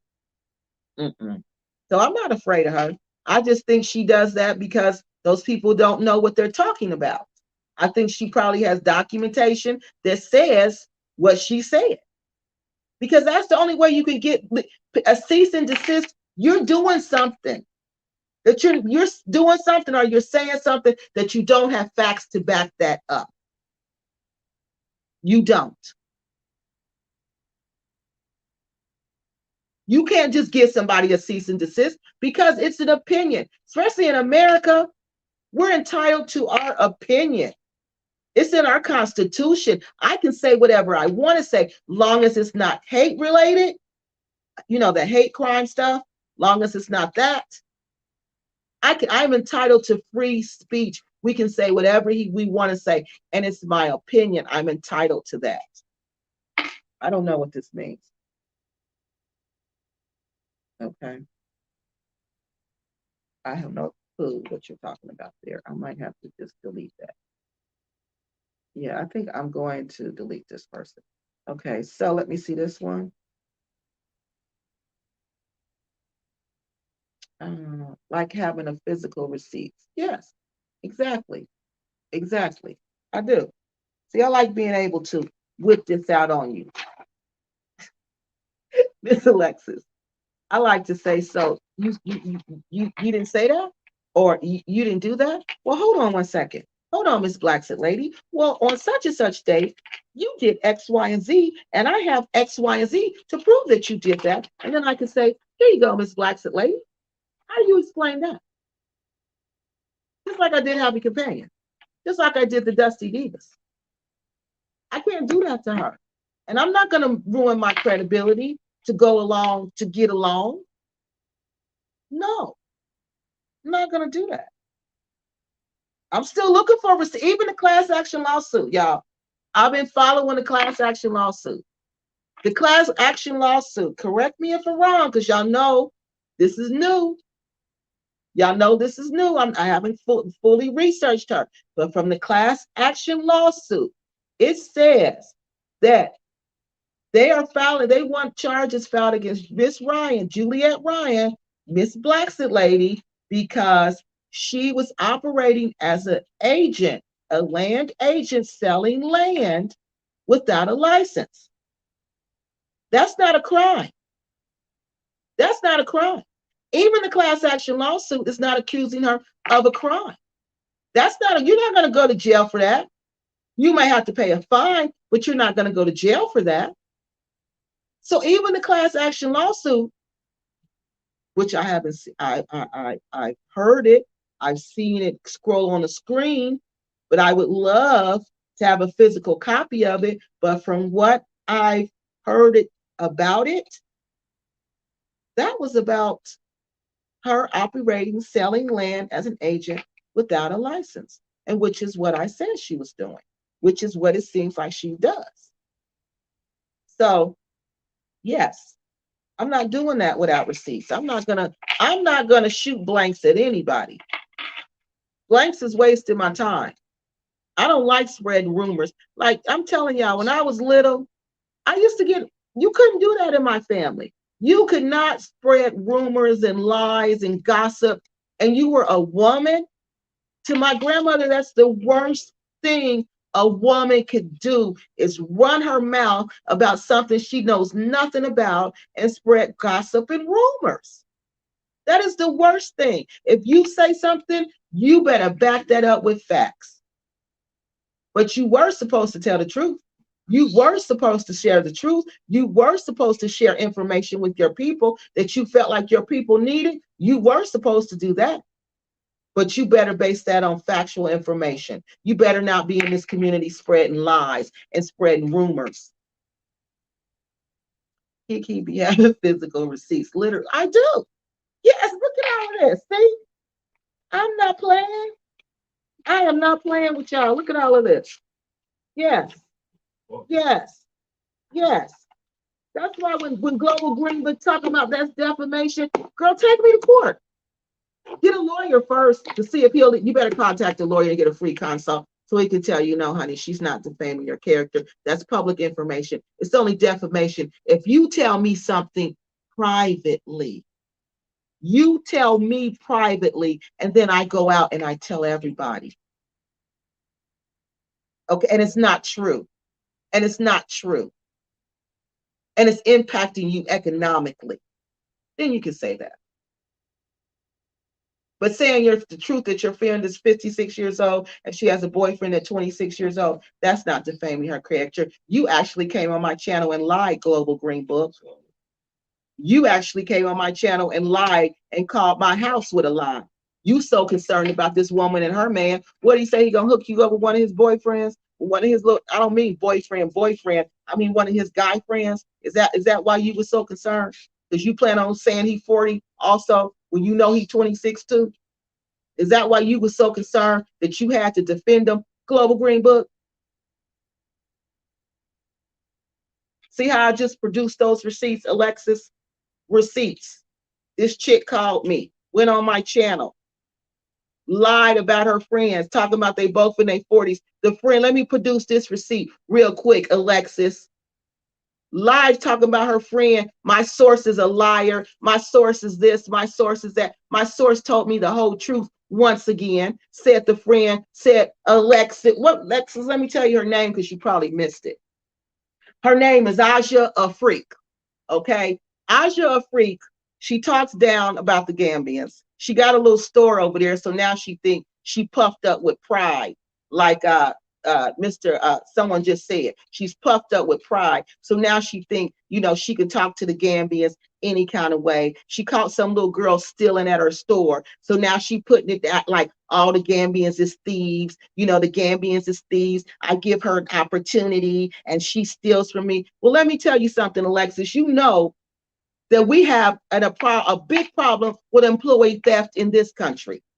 In this country, we have a problem with employee theft. Employee theft is a big problem everywhere. So why is it such a big deal to her? Because she's one of the saviors in the Gambia.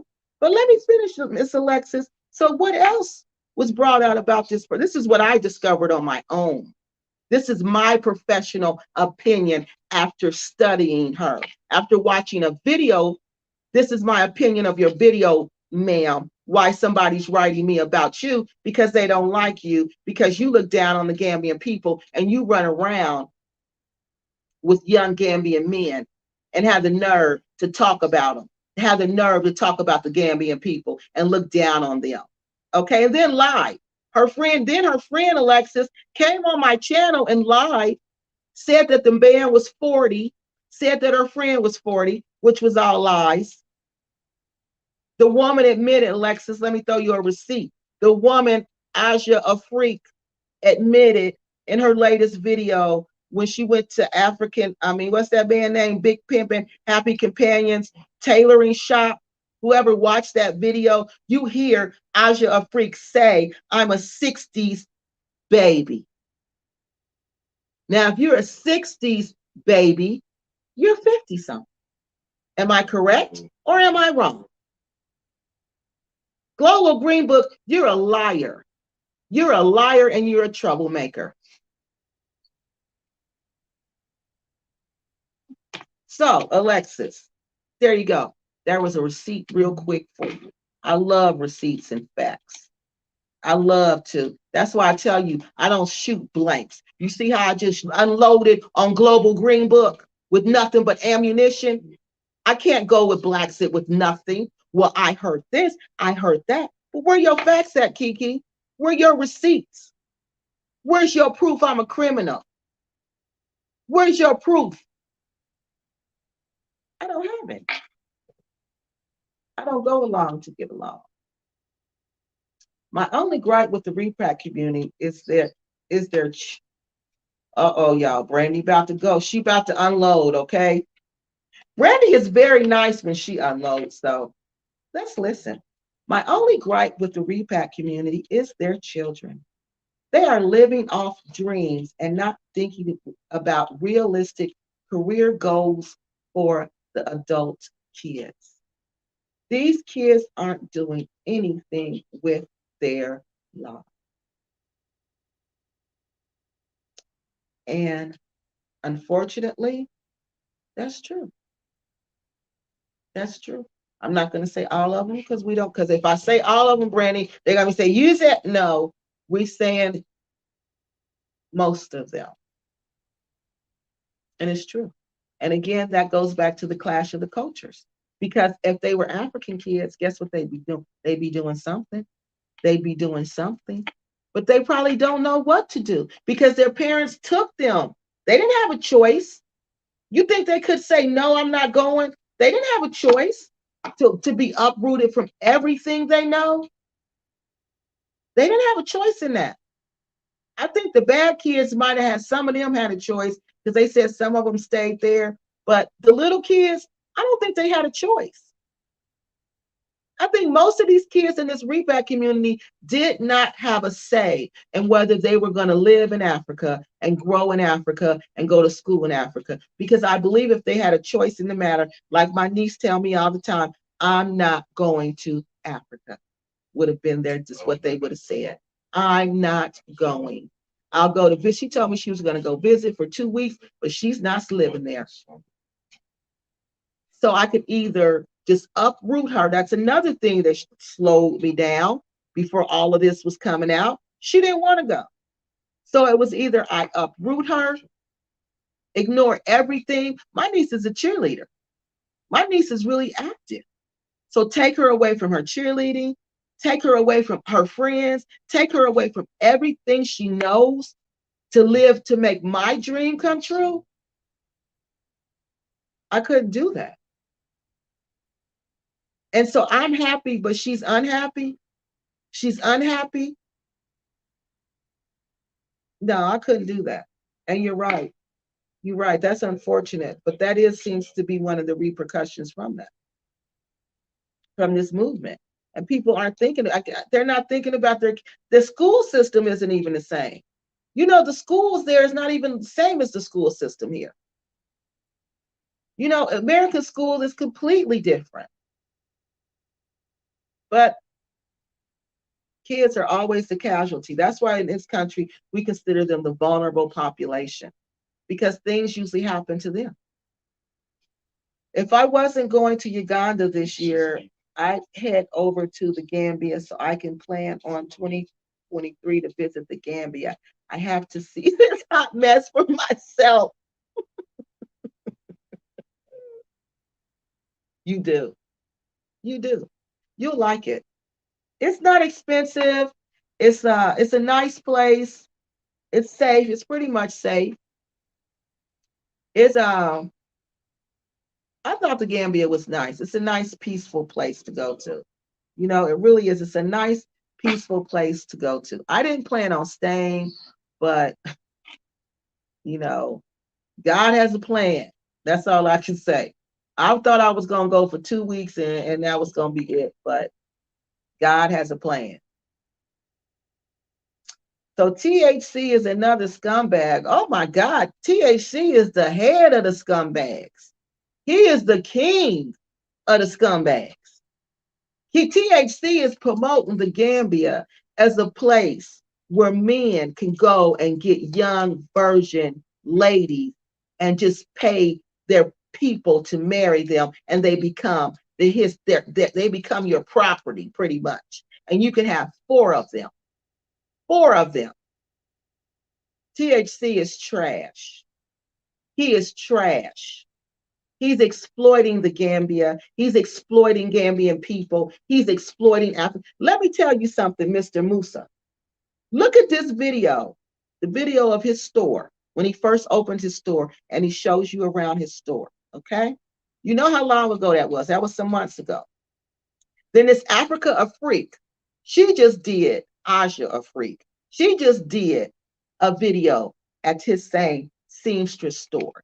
This is how little respect he has for the Gambia and have for women. This is how corrupt his mind is. Look at those mannequins that are hanging on the wall. One of them, one of them has no top on. She has, no, it's a couple of them. They have no top on.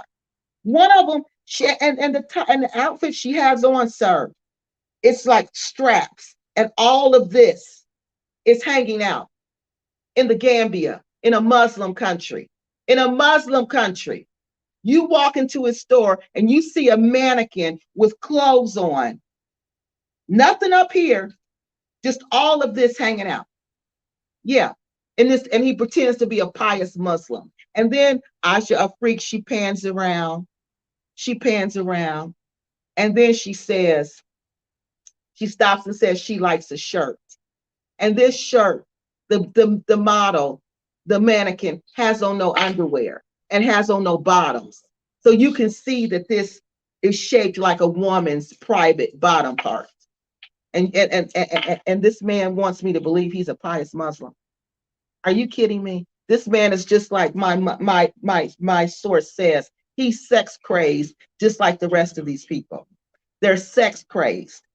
He has no respect for Islam. If he was truly a pious Muslim, there's no way he would have these naked mannequins in his store. No way. Showing simulated private parts.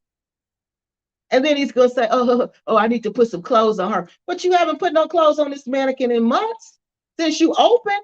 So you like sitting there looking at that. I was offended.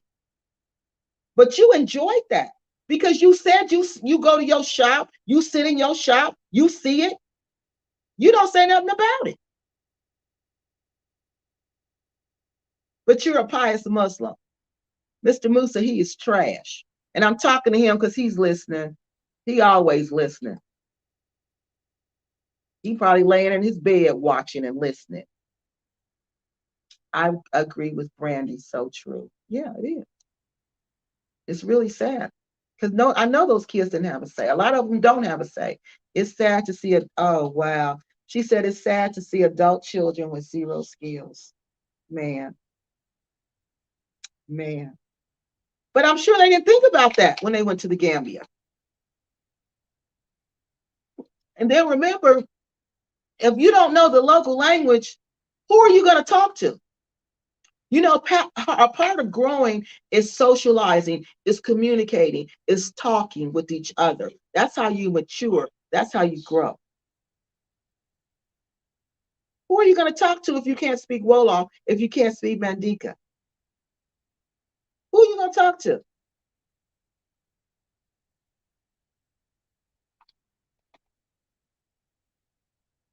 Uh, yeah, that's really sad. Okay, she said, this person says, Alexis says, Kiki, THC can be foreshadowing some activities he's into. That's at the peak of the iceberg. Yeah, he is. THC is, he's just trash. Why he secretly emails me, oh, we should be friends. We should be friends. You should be my friend. Oh, sister this. Oh, sister that. Oh, sister that. Man, bye. Deuces, THC. Deuces. You lucky I never read all those emails that you wrote me. I never read all those emails that you wrote me. I still got them. Maybe one day I'll be bored and I'll do a video and say the emails THC sent me, big pimping. At Brandy. The families I've relocated here are financially struggling, so putting their kids through school is the last concern on their agendas. Because it's not like here, here everybody got to go to school. It's mandatory. We don't pay. But there, no, it's not like that. You got to pay. And that stuff is expensive. Okay, so do we have any more questions, comments before we go to uh, our next source? Information from the top source from the Gambia. This is the top source from the Gambia. This source know it all. This source know it all. He or she know about Blacksit. He or she know about the African American community. This source know it all. That's why I'm telling you, this is not just one person. This is a lot of people. This is a lot of people who are tired of what they're seeing going on in the Gambia. Yeah, this is why. Let's do this one comment before we go. Tonia, that's why you do your research. There is an American university in Ghana. I'm sure if you do things correct, you can. You can. You can. That's how I went to Cameroon. I won a scholarship and financial aid. Yes. The financial aid may not be enough. You probably have to do scholarships, but I'm sure your school has a scholarship. That school probably has a scholarship because that's considered a cultural exchange. When an American student comes to an African university, that's considered a cultural exchange also. So yes, you can. You can do that. But again, that's expensive. There's no financial aid there like we have. You got to pay for this and it's cash.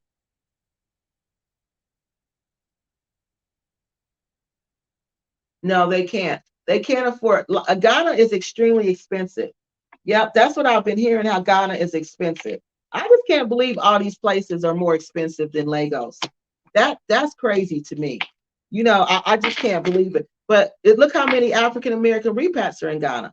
We create this uneven development. We create inflation where we go because the prices are going to go up because we have dollars. We're putting an influx of dollars into this economy. So the business people, they're going to have to take advantage of that. You think they're going to not take advantage of that? No, Ghana is very expensive because of us, because we've been over there spending money, putting money into the community, putting money into the economy. They're like, oh, all these African Americans is here. Time to get that money, honey. Time to get them dollars. Time to get them dollars. True, the cost is high. Yeah, it is high. And the Gambia is real. I'm not the Gambia. In Ghana, it's extremely high. Okay, so let's move to our next information, our next lead. This lead came on December the 14th. Because remember, I told y'all I had these for a long time. I didn't move on these from Blacksit because I wanted to be able to like respond, but I'm not, it doesn't look like I'm gonna work like that. It's gonna work like that. So I'm gonna have to just put this out there and go from there. Okay. And then go from there. So on the 14th of December at 2:21 p.m., I'm sorry, at 2:40 p.m., I receive another email. And these emails just come at the weird time, y'all. Like, I'll be getting ready to do something about the repass or something, work on a video or something, and I'll just get an email. Like this person can hear me say, "Oh, let me go work on my channel," or "Let me go do something for my channel," and then all of a sudden, da da da, a email shows up. So this was one of those moments, or email showed up. So this was even before we started doing land scamming. Because remember, we were doing, what were we doing for a while? We were doing, um, what were we doing for a while? We were doing Crazy Boys repatch. Remember that? So back in December, we were still talking about them. So let's read this one. Also, Juliet has a lot of control over African properties. African Properties is a real estate company in the Gambia. They don't help clients with their land documents that she doesn't like. This is allegedly now, because I don't know. They're saying if they don't like, they find out you don't like Juliet, they're not going to help you get your land documents. They heard that the head finance woman, which is the CEO's wife, often interrogates Blacksit clients regarding whether or not they like Juliet. If they mention they don't like her, they receive no assistance. African properties still don't have the layout plan for the land in uh, Kas, Kas, Kasakanda, Jamban Jelly Estates. The land haven't been properly demarcated. Physical planning in Banjul is very accept with Blacksit and African property. That's allegedly, because again, I haven't researched this stuff yet. And Miss Blacksit, land scamming is what we're talking about. So that's what she's saying about that. So do y'all have any comment about that before I go to the next one? That was the end for that day. Okay, let me make sure that's just me commenting. Okay. Anything? Oh, we got some more comments. Let me go read these. Okay, hold on. I'm trying to put this in order in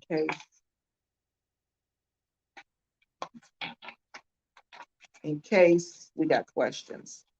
Okay. So let me go back to these comments. So I'll have this, as you see, I've had this information a long time. A long time. So see, I'm not about clicks and views and getting YouTube and getting monetized. I'm not about any of that. I'm not about any of that. Because I could have told this stuff a long time ago. I could have made this, I could have made individual videos about all of this if I wanted to. But now we're going to talk about sources. Since people want to know about my sources, I don't have to make up anything. I don't have to lie. I'm going to show you tonight. I got receipts for days. And guess what? This is not even the end of it. I got more than this. There's more than this. I just printed this off for tonight. Yeah, there's more than this. Okay, so let's go. We're going to read some more comments. These eyelashes, oh my God. Okay. Do you know any repack YouTubers that moved to Cameroon? No, but I did. It is a lady there. She's from America, and I was watching her, but I got busy with my YouTube channel and I really couldn't watch her because it's so bad. YouTube takes up so much of your time that when you watch YouTube, most of the videos I watch now are strictly about the Gambia because I got to increase my knowledge. So I just got to constantly keep watching videos so I don't get a chance to just sit back and watch about other countries anymore. That's why I said, people who do YouTube for money, it's like YouTube is going to pimp you. You're going to keep making these videos, making these videos, making these videos. You got to keep making these videos. If you're trying to get paid, you got to keep putting these you got to keep putting these videos out. You got to keep on putting them out. You got to keep on putting them out. That's how you get your money. So that's what people do. They got to keep their YouTube hustle going. And I don't want to be like that. I don't want to be like that because then people start throwing out any kind of videos. They start throwing out anything. No quality, no nothing, because they got to get paid. They got to get that YouTube money. They got to get the algorithms up or whatever they call them. Click my video, click subscribe to my channel. Make sure you like my video. So that should tell you right there what it's all about. It's not about sharing information with you. It's not about that. It's about getting clicks, views, and subscribers so I can get a paycheck from YouTube. But no, I didn't get a chance to watch her, but it is a lady. She's there with her husband in Cameroon. I would love to go back to Cameroon, but I don't even know if I'm going to ever get that chance. When these other repats relocate, they send their kids to international schools. Yeah, where these broke YouTubers can't afford. They cost, yes, they cost so the kids suffer. She is so right. And do you know there is an international school in the Gambia? There's a school like that. Yeah, that they could send their kids to. But it's expensive. That school is extremely expensive. Yeah, but she's right. They don't have money to do that. They do not have money to do that. And that's expensive. So the kids can't go. I wouldn't move to Africa unless I have 100,000 minimum and a legitimate business to file. Yes, because you're going even that 100,000 minimum, you're going to run through that so fast. You're not going to realize how fast you're going to run through that because you got to live there and you need money to come in constantly, because the unexpected always happens there. The unexpected always happens. So you got to always be prepared for the unexpected. It always happens in the Gambia. It always happens in Cameroon. It always happened in Nigeria. So you got to be constantly prepared. So yeah, you need money and you need a steady source of income. I did. You said I skipped so many comments. Did I? Hold on. Let me go back. Hold on, Mr. Williams. Oh, I did. Oh, I'm sorry. Okay. Thank you. Okay, hold on, Mr. Williams. I'm going back to him now. Okay, she's not a victim. I'm sorry.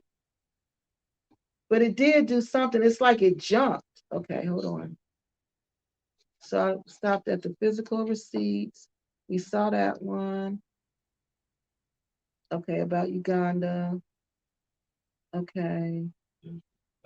Johanna, you really pulls the document. Okay. Okay.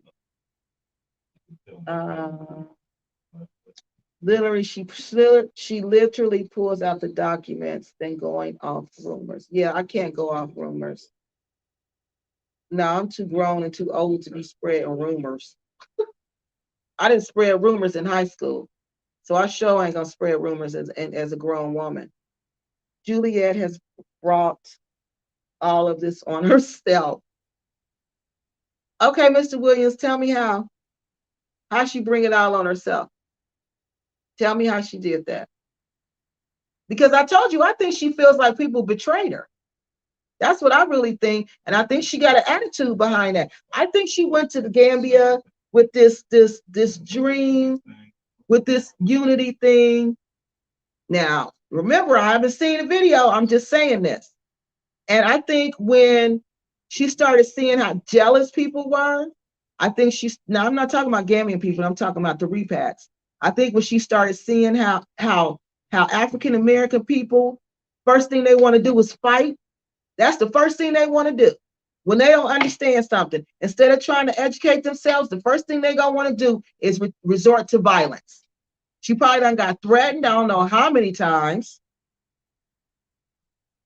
So tell me, you tell me, and I'm just saying this from my dealings with them, and I haven't took any money from them. So she's taken money from them. She's done business with them. Man, I can't even imagine what they saying to this woman. So tell me, I'm not saying this, you tell me how she brought it on herself by daring to do business in Africa. You should have a combo with Quasi and the unapologetic Negro about Blacksit. It's a mess. Plenty of videos about it. Yeah, I have. Actually interviewed Quasi about it. I actually have some incriminating videos. Yes, I know about Blacksit and the mess at Relocate Africa, Invest Africa. I personally feel that they played a major role in that. My personal and professional opinion. Yes, I do. I know. I feel like she did. I feel like Blacksit. I feel like Molly Morris, Mr. Messy, Molly Morris from Moe's 2. He was in on it. Well, I'm not saying they did not play a role. They played a major role in Invest Relocate Africa, in that country being blown up by the Dusty Divas. Yes, she did. That's they did, in my opinion. But does that prove that she's a criminal? Does that prove she's a land scammer? Does that prove all of that? No, in my professional opinion, it does not. It just proves I don't like Quasi. I'm going to blow up Quasi's business. Was that right of her to do that? No. In my professional opinion, no, that was wrong. But again, I feel like she feels like Quasi betrayed her. Quasi betrayed her. How dare you take what I'm doing and take it to your people, then take your people with you? And everybody who watch my channel, they know that Quasi Boy is my bruh. That is my bruh, okay? That's my homie, okay? That's my, just from doing my research on him, doing research on this man is my homie, okay? This man is my homie, okay? So I know about all that. I know about that 100%. But like I said, I don't go along to get along. I have my own opinion. And so far, my opinion is I'm not seeing what everybody else is seeing. But I'm still, the verdict is still out. Because I keep telling you, I keep getting sidetracked with this other stuff. As soon as I can get back on it, I will, I promise. I'll probably watch some more tonight. Do you think she gets money from sketch plan scam? The kid's probably super unprofessional like her. I don't know what the sketch plan scam is. That was what my source told me, but I don't know. See, that's what I'm telling you. I think it's like I'll sketch you out a plan for your building or your land or something, and I don't know. I don't know what the sketch. Tell me what the sketch plan is. But he might not be unprofessional like her. Now, unprofessional, she might be unprofessional. But I think she just feel like I'm dealing with these unprofessional, ignorant people, so I'm going to give them what they get. What they give me, I'm going to give them. Because some of these people you deal with, that's how they understand. I'm serious.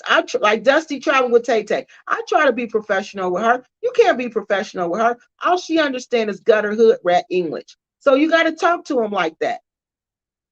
So maybe that's what it is. She feel like she got to talk to them like that. Like I started off being nice to them. They didn't know what they was doing. Now they mad at me because they don't know what they doing and they want me to tell them everything. This is Africa. Things takes time. There's no internet in certain places. You got to come here and do it yourself. You want me to do everything? I'm not doing everything for you. You're supposed to be grown. You're an international businessman, business person. Make your own moves. So we don't know. This is from what I'm seeing so far. Okay. This is what I'm thinking. This is what's happening. So I don't know about the sketch plan. Do I think he was unprofessional? Probably not. He probably wasn't. Because he's not the boss. So he can't be like that. All this backstabber, all these backstabbers, smile in your face, all the while they want to take your place, the backstab. Exactly. That's what it is, the backstabbers. That's exactly, it's the OJ song. I wish I could play it because that's exactly what's going on here. Man. And you know another one? It should be money, money, money. Remember that song by the OJs? People in love with money. They'll lie. They'll cheat. They'll do whatever. Y'all, listen to them when we done tonight. The OJs. They telling us what's going on here. The backstabbers and that money song by them. People in love with money. My mother used to play the OJs all the time. People will lie. That's all I keep hearing in my head. People will lie and people will cheat when people in love with money. She was borrowing on UK TV about racism. She is in the Gambia telling white people not to come. Black. What, Mr. Williams? You said she's in the UK telling people about racism. She is in the Gambia telling white people not to come. Why? Why is she in the Gambia telling white people not to come to the Gambia? Why is she talking about UK and not talking about racism in the UK? I'm not sure. You know what I think, Mr. Williams? I think Miss Blacksett has been in Africa too long. I think she needs to take a break, and I think she needs to go back home. Miss Blacksett, you might need to just take a little break, go back home, because you know what? What's happening to you happened to me. It happens to me when I stay too long. I get cynical, I get irritable, and everything starts to get on my nerves. So I think you just need to take a break, go back to the UK for a minute, visit your family and friends, and then come back. Because after a while, I know, at least I do, I get tired of it. I get, and it, I can't even explain what it is just the essence of what goes on in Africa. You get tired of it and you just need, at least I do, I need a break. So I don't know why she's telling people that. I think she just needs a break. She needs a break. Jesus, yes, Gambia is attracting some characters. Yes, it is. And you know what I think? I think it's the energy because people have spirits. And my grandma used to tell me people with the same type of spirit, they tend to gather together. Okay. So these exploitative spirits are in the Gambia and they're sending out these signals to these other exploitative repacks. Come over here. We can exploit together. Come over here. We can take advantage of these people together. Come over here. Big pimp and happy companion telling everybody we can marry these young women, get 4 wives, and kick them. And you know he ain't kicking them out no money for real, y'all. Y'all know he ain't kicking them out money. Y'all know he probably keeping that money to himself. You know he cheap. He probably giving them a place to stay and food over their head. I mean, Lord, food in their mouth and a place to stay. That's what he doing. He ain't taking care of them. Oh, he called that taking care of, putting a roof over your head and feeding you. The unapologetic Negro PN comes off like he's better than Kiki. He's feeling salty because he has some competition in his genre. I'm not competition for Aunt UN. No, I'm not his competition. He knows I'm not his competition. He knows I'm not his competition. I could never be his competition. Never. I'm not competing with him. He's not competing with me. I hope he's not salty. I don't think he is. I don't think he would. You know, when I saw him talk about me, he was talking about how I was talking to Dusty Travel with Tay Tay. And he thought what he thought of me, I didn't know he thought that highly of me. I thought he thought very highly of me when he was saying that I'm a very professional person. I'm very posed and very professional. And he's never seen me act like that. You know, and I didn't realize that. I didn't realize that's how I came across to him. So I never heard him say anything, you know, like that to make me think that he's better than me. I don't. Negro Pen to me doesn't even I don't know. He doesn't come on. He doesn't. I don't think to me, I don't get that. I don't get that from him. I thought that was nice because that was like a little way to correct me. Now that's not saying I agree with everything Negro Pen says. So don't think, oh, she the Negro Pen's team. No, no, no. No, I don't agree with what he says. A lot of it. He knows that. He knows I don't agree with a lot of what he says. But when I do agree with what he says, I agree with it. You know, so to me, we're all in this together. You Negro United, what's his name? UN, Unapologetic Negro Pen, Fresh Prince of Wakanda, Afrodamus Report. To me, all of us, we all do the same thing. We all doing the same thing. We all sharing information. How we share our information, how we gather our information is different. But we all, to me, we're a team. We're working together. We're just working together. But thank you though. But no.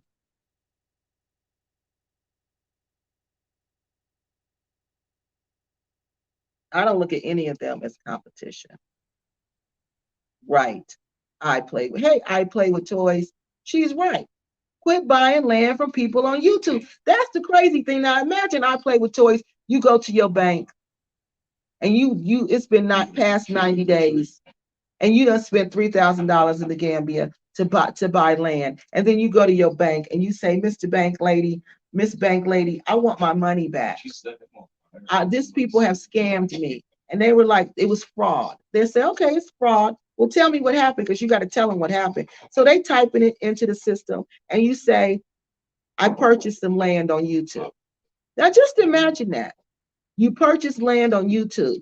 You didn't see the land. You didn't visit the land. You don't know nothing about the land. You just sent somebody $3,000 on YouTube. Your bank's not going to get that money back, especially if it's been after 90 days. That money is just gone. And that land is probably gone too because you didn't know what you were doing. You just thought, oh, it's on YouTube. I can trust them. They black, they good. Where's that person's accountability? See, that's the problem. What's going on? Nobody wants to take accountability. Right. Real G's move in silence. They do. They do. That's why all this telling everything you're doing. And criminals, the criminals I grew up with, the criminals I know when I was a kid, there was always an element of crime in your community. But those criminals, they didn't talk about their crime. They didn't write it down. My uncles always told me, never leave a paper trail. Never. Never write it down. Never leave a paper trail. Never type your actions, what you're going to do. Never write your actions. If you write it down, tear it up and burn it. Never leave a paper trail. That's why I would always get on my sons when they would be texting and they would be texting. I was like, y'all really leave a paper trail like that? Y'all really leave information out there like that? So somebody can go back and say, well, you did this and you did that. But I'm like, these G's don't have, they think they, like I always say, people now, they call themselves G's. They think they deep in the game, but they don't know none of the rules to the game. They got every rule missing, every single rule missing, every rule. Like I missed the rule today, but I know the rule. I know the rule. The rule was I was supposed to contact apparently Angel before I said anything about her publicly because I know this woman. That's what real G's do. I'm going to come to you and I'm going to tell you to your face what it is before I put it out there and tell somebody behind your back and stab you in your back. Like Miss Lonnie said, I'm not a backstabber. No, I don't smile in your face and all the time I want to take your place. No, I don't want nobody's place. I want my place. That's what I want, my place.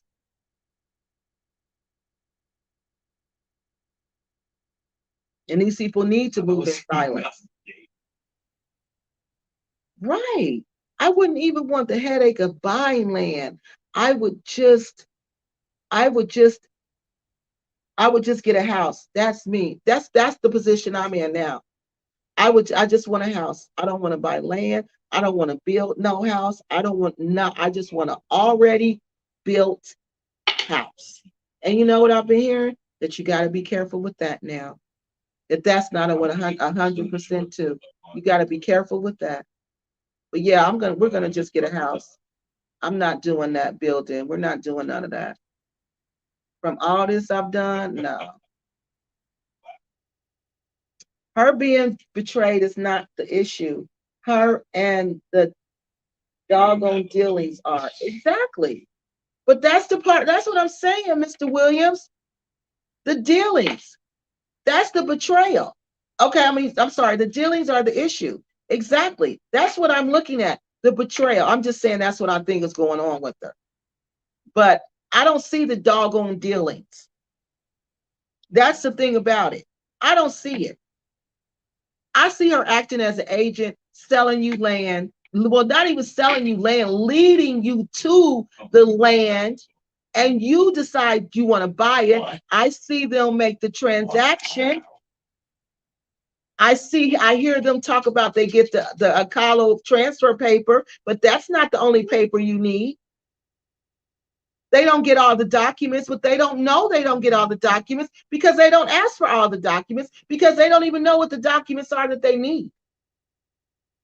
They don't know. These people clearly don't know what they're doing, Mr. Williams. And they want, from what I can hear, they want Miss Blacksett lady to not only act as an agent, they want her to act as a land developer, as a property developer. And it just doesn't work like that. It just doesn't. It just doesn't. So I'm waiting for the doggone dealings also. I'm sorry, you said dodgy. Are you British? Mr. Williams, are you British? The dodgy dealings. And you said good morning. Are you British? Okay. Anyway, I'm sorry that we don't use that word, dodgy dealings. Okay, the dodgy dealings. That's what I'm waiting on. I'm waiting on the dodgy part because I haven't seen it. And then they said, okay, one time, one person I was listening to, they said in her clause, she says she will help you get the paperwork for the land. Okay, she'll help you get the additional paperwork after the Akalo transfer paper. She's going to help you get the additional paperwork, right? Okay, so helping you get that paperwork is making phone calls or doing whatever I can do. But if the owner of the land is not releasing that paperwork, how is that her? How is that her? That's between you and the owner of that land. This is what I'm finding. This is what I'm seeing because I'm thinking analytically here. Okay. And I'm connecting the dots because this is so complicated. I have to write it down and draw diagrams, triangles to connect how I'm connecting these people. So I'm not seeing the dodging dealings. I'm waiting for somebody to give me the dodgy dealings. I'm waiting for all of that. She sold land to her friend for a cheaper price. Okay. She can do that. She can do that. Her and her friend bought a whole bunch of land. Now they're going to open up a grocery store. Okay? She can do that. But where's the criminal? Where's the criminal element? That's what I want to know. Where's the skin? Where is this is her land? She sold it to me and she reneged on the deal. Where's that? Where's the documents? There's got to be documents. This woman did this to all these people. Where's the documents? It sounds just like another Crazy Boy story to me.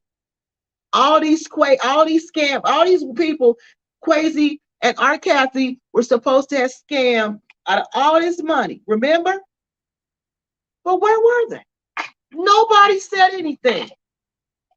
Now I did see some people on Unapologetic Negro Pens channel. I'm going to go back through those those people who were talking. Mr. Strickland, I remember him. And there was another one, Dread X, I think that was his name. I remember them. But the relationship, I need to go back and watch this carefully, okay, and listen to what they're saying. I'm going to go back and listen to that, okay? But from what I'm seeing, y'all, I'm not seeing it. I'm not seeing it, dodgy dealings. I'm not seeing it. I'm looking.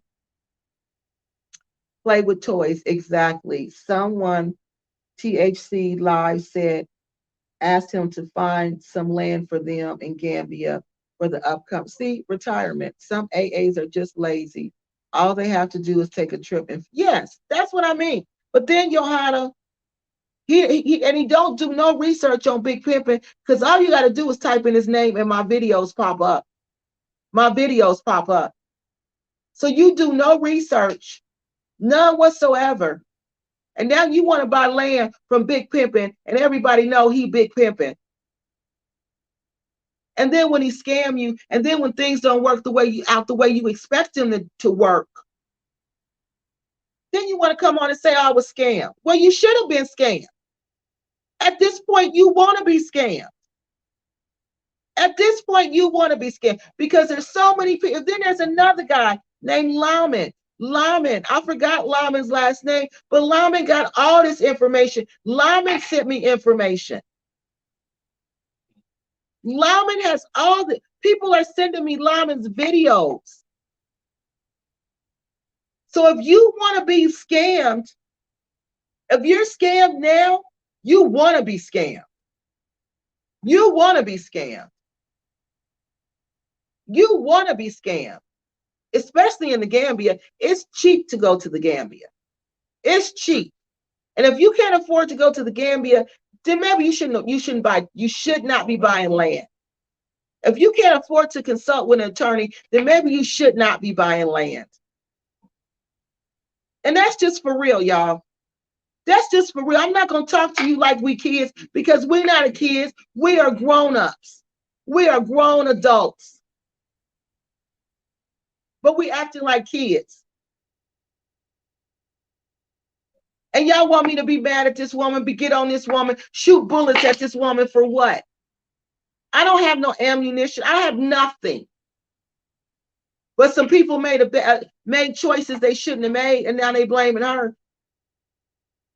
Now they want her to do everything for them, what they should have did for themselves. Blaming her because she cool with these two ladies. And they all three friends, and they said, hey, let's come up. Let's do this. But like I said, y'all, I'm still at the beginning of this. But from what I can see, this woman was an agent selling land, and people just wanted her to do the most, as the kids say. And she wasn't doing it. She got tired of it. Said, I ain't doing it. That's what I think. But I don't know yet. That's so far, that's what I'm thinking. Your Honor, they are asking for trouble. It's nothing to find on action. It's right. It's nothing to find an actual realtor and purchase land directly. Lazy is an understatement. Yeah, it is. They make us look stupid. Just make us look stupid. Like you can scam them African Americans. They dumb. Real wealth is silent, right? They don't talk about money like that. They don't do things like that. Exactly. That's how you know these are just, okay, I got a little money and I'm going to go do this. A lot of people don't want you to put in the work. A lot of people don't want to put in the work. They don't. Even planning a trip to Africa takes work, and they don't want to put in that work. They don't. Yep, she says, hey, Tanya, okay. Juliet refuses to be accountable. In her own words, she is not accountable to anyone.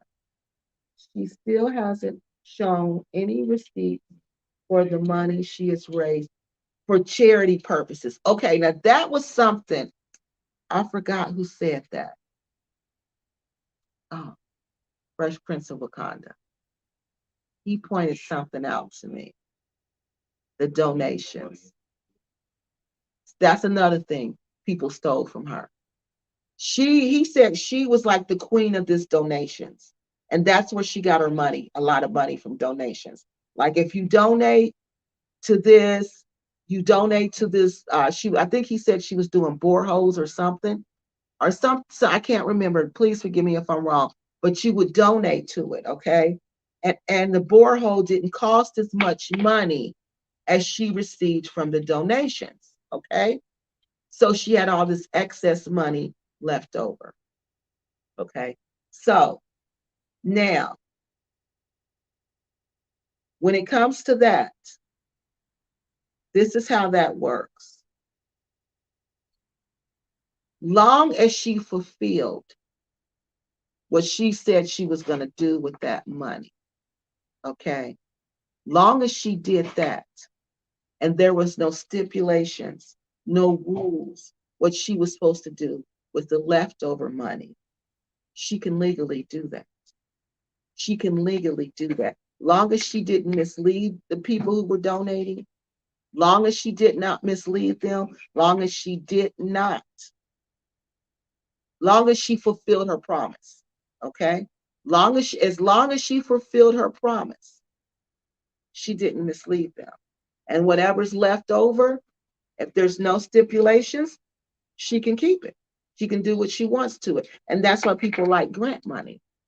That's why they like grant money. That's why they like donation money is like grant money. I'm granting you this money. You do what you do this with it. If it doesn't cost you that much to do it, then whatever's left is yours. Yeah. That's what he was saying also. Now you want her to show receipts for the money she raised for the charity. I think that's what he said. It wasn't clear how much money she raised for the donations. Now that, if you take donations, you can ask. You can. Charitable places do have to tell how much money they raised. But see, again, that's what happens when you donate to people who are not public charities. If she's not a public charity, you want to hold her to public charity rules, but she's not a public charity. That's why the government in the United States, I don't know if you're here or not, I don't think you're here, but in the United States, that's why the government tells you don't donate to someone who's not a public charity, who's not a licensed and registered public charity. Because a licensed registered public charity has to do that. But if I'm just taking up donations and you just giving it to me, yeah, it would be nice if I did that. But what are you going to do if I don't? What are you going to do if I don't? What can you do if I don't? I did what you said. I did what I said I was going to do. I gave you the money. I built this borehole. Now what? You seen I did that? Okay, well, it didn't cost what you said. Okay, well, I got a deal. I got a deal. So what? I got a deal. Somebody gave me a deal because I was doing it on charity. So what? That's all with that. That's why you should not give money to people who are not licensed, registered charities. because you can't hold a non-licensed registered person who's taking donations. You can't hold them to the same standards as you can as United Way, as you can as the CDC. You can't. I don't even know if the CDC is a nonprofit organization, but you can't. You, as the Red Cross, you can say, Red Cross, let me see your books right now. Red Cross better produce them books. They better produce everything, and they better show you where every dime went. And the money that was left over, Red Cross will show you, oh, we spent that money on X, Y, and Z. And they're going to show you what they did with it. And it's going to probably have something to do with general operating cost, something like that. Or they did something with the community. Okay, but again, those charitable organizations are licensed and registered.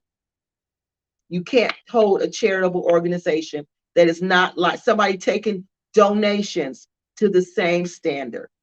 But you people keep donating. People keep donating and then get mad.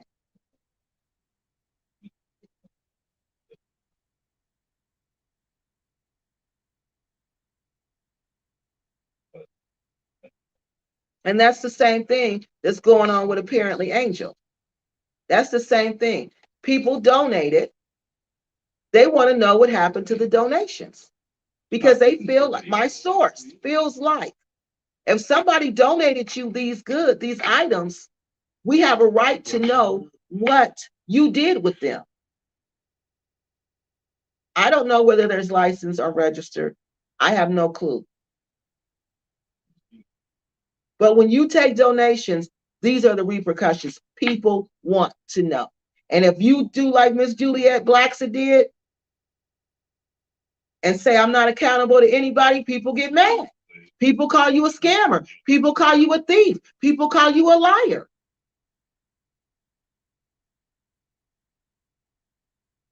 But I can't go with that. I can't go with that. I can't go with that. Not if I want to consider what I do professional. I can't go with that. I just can't do that. That I cannot do. I got to have more than that. I got to have way more than that. Let's see. Juliet refuses to be accountable. Okay, we said that.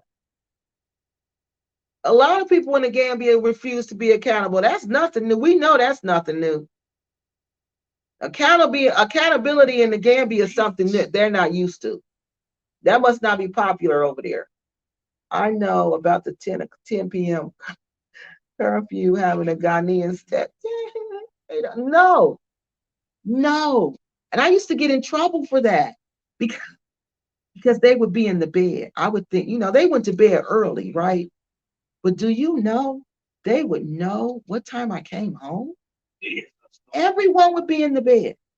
And I would sneak in the house because I would get the house boys to let me in. Okay. I would sneak in the house because it would be late. So I would call myself sneaking in the house. But do you know, he would tell me at breakfast, we'd be sitting eating breakfast. And do you know, he would tell me, he would say, so you came in at 10:30 last night. What did I tell you about being home at 10 o'clock? I'd be sitting there eating my oatmeal. How does this man know what time I came home?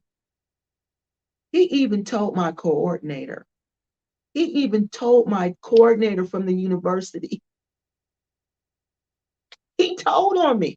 He said she needs to be home at 10 o'clock. She's not coming home at 10 o'clock. Do you know my coordinator came and talked to me and said, you got to be home at 10. You got to be home at 10 o'clock, Kiki. I know you're grown. I know you want to have fun. I know you want to hang out with everybody else, but you got to be home at 10 o'clock. And y'all, I kid you not, Miss Alexis, at 10 o'clock, you should have, no, I would have to leave at 9:45 because it took me 15 minutes to get home. Okay. So at 9:45, things are just starting to kick it in Africa. At 9:45 in Cameroon, Cameroon is a really party place, okay? They love to party. They don't like to fight. They love to party. They love to kick it, okay? So at 9:45, I mean, the parties is just getting started. Everybody coming out because it's been hot all day. So it's cooling off. That ocean breeze is coming. Everybody ready to kick it, have fun. And guess what? Guess who going home? Kiki loves Nigeria. You see her leaving the club. Everybody there. Everybody from the university there. Everybody from the community there. And guess who? Getting their stuff, picking up their purse, and going home. Me. Me. Yeah, they don't play about that. But I'm glad I did that because he kept my reputation. My reputation, he kept it pure. Nobody can say anything bad about me. And that's why those people are still to this day, when are you coming back? When are you coming back? Yes. They don't play about that because they want you to have a good reputation. I want to know why.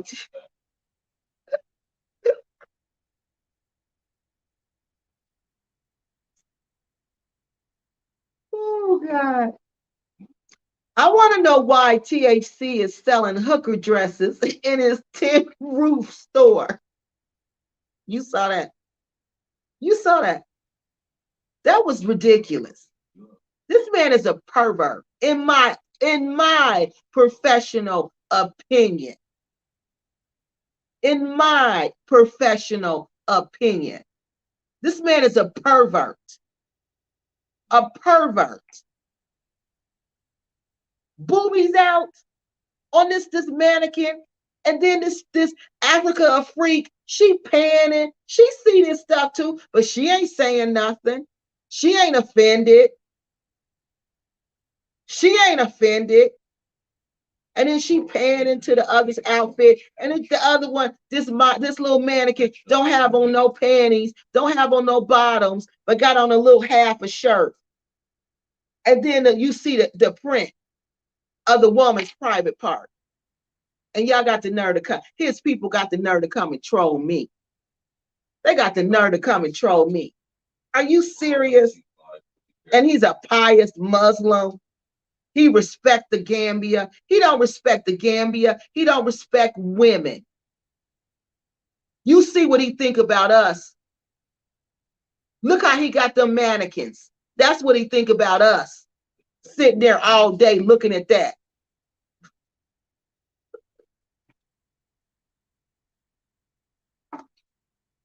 All right.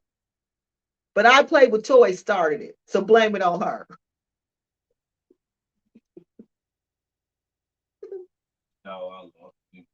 Serious, y'all. Y'all know that's ridiculous. Y'all know he saw that nasty stuff. That's ridiculous. Them Americans ain't had no clothes on since he opened that daggone store.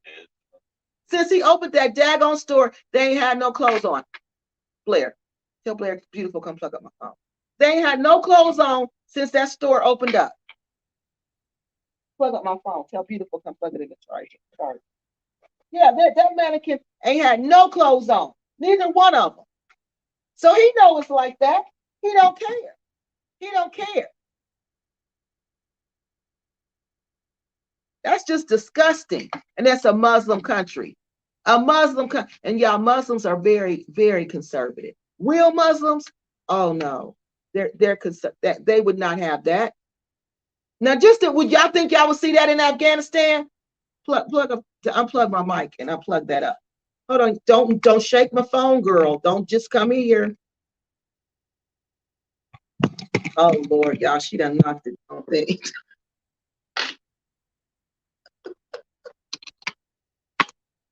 Oh God.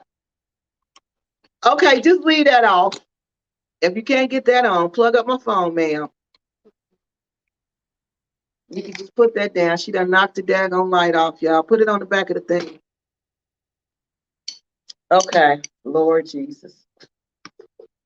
I don't tell y'all he's fake.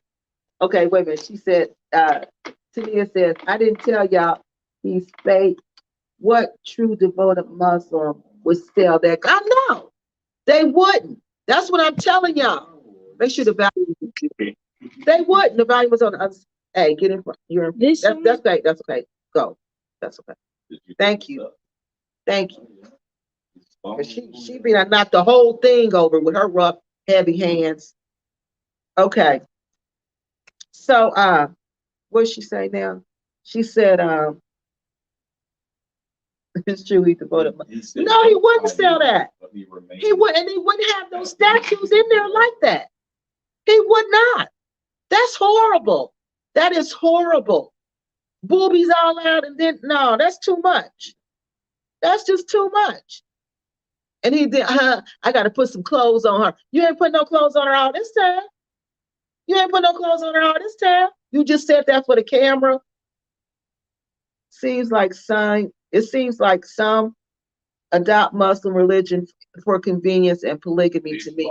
He did. He does. He does that for polygamy because it's all about him. Because again, these people never get none. Can't get none. You think he can get a real woman here?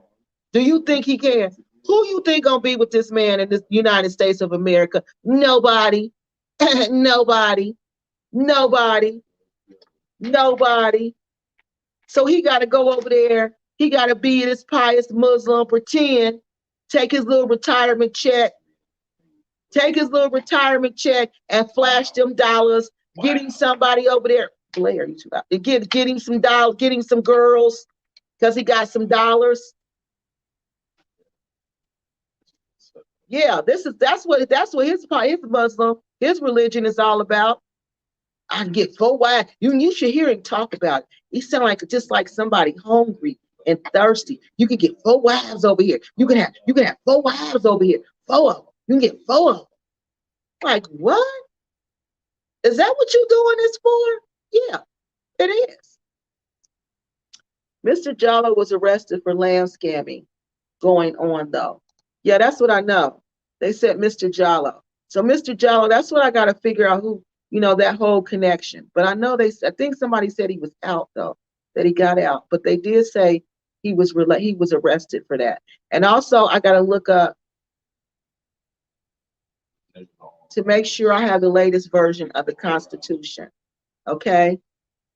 Because I got to make sure the policies that I'm looking at are the latest.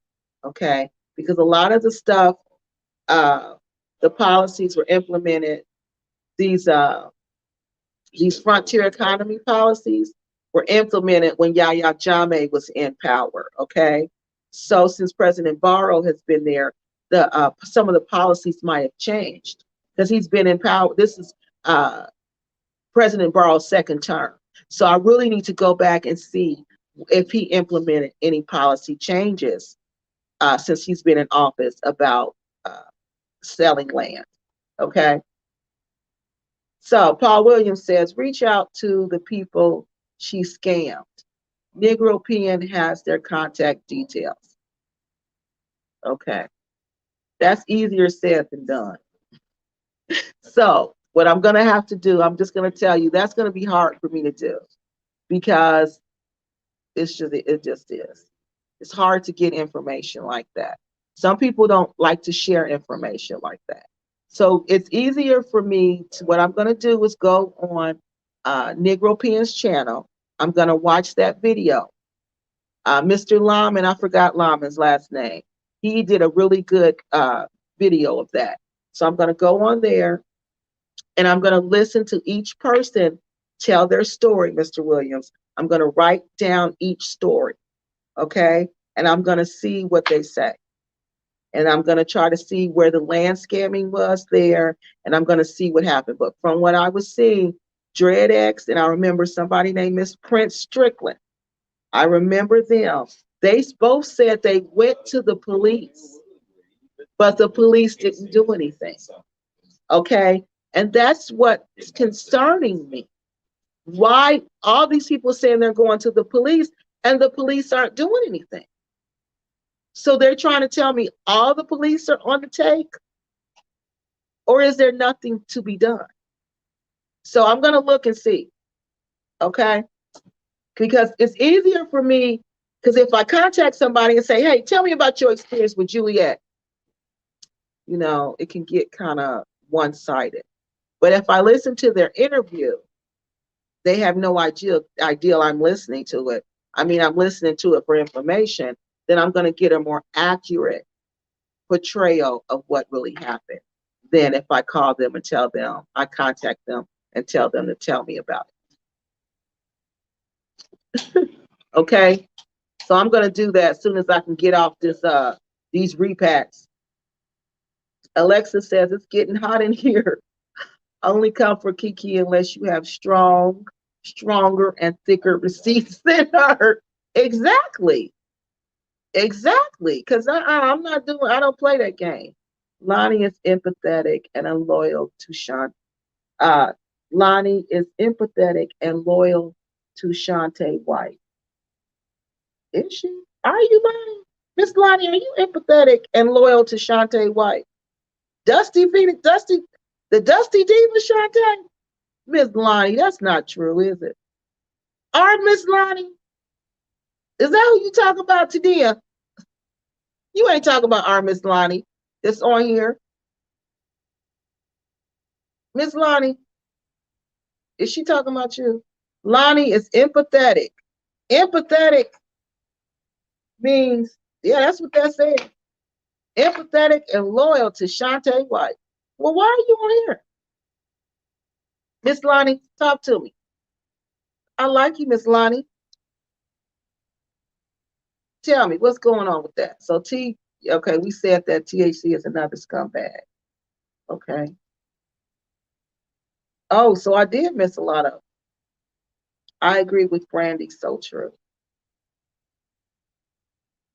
So our repack community, you guys, I consider this our repack community. Okay. So to be a part of this repack community, I don't consider you guys subscribers. I consider you members of our community. Okay. So to be a part of our community, the first rule is that we got to be honest with each other. Okay. We got to be honest with each other. And we got to be real with each other. Okay. Now, Dusty, everybody know I don't get along with the Dusty Divas on a personal level and on a professional level. I'm not cool with them at all. Not at all. Okay. So, I'm not saying, well, I'm not drawing lines in the sand and saying, well, if you be cool with the Dusty Divas, you can't be cool with Kiki Loves Nigeria. I'm not saying that. But what I'm saying is there's clearly two different angles here, two different perceptions. I'm coming from one angle. The Dusty Divas are coming from a completely different. So to me, you can't stand on both sides. You can't be coming from both perspectives because we're coming from two different perspectives. So then you have to ask yourself, then why am I here? Why am I on Kiki's channel? I don't think Miss Lonnie, is this you, Miss Lonnie, she talking about? Or am I misreading this? Come on, Miss Lonnie, speak to me, talk to me, because I want to know. Okay, we saw that one. Let's see what else we see. Okay, we saw that one about the schools. Oh, I did miss a lot. Okay. You have to be careful where you go. Some countries have universities that are connected to the U.S. Yeah, and your credits can transfer. Yeah, they do. So where there's a will, there's a way. You just got to investigate. And people they don't know. I don't know if people don't understand how to look for information or they just don't want to do it. Kiki, THC can be foreshadowing some okay, we read that one. We read that one. We read that one. Okay. Okay, we talked about the kids' school, so I think I might be caught up with that. Miss Lonnie, talk to me. Okay.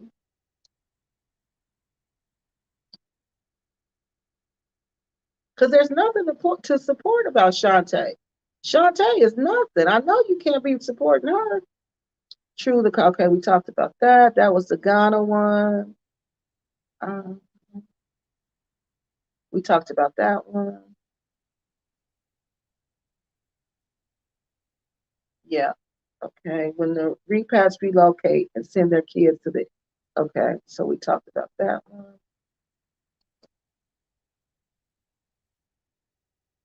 Let's see. Okay, we did that one.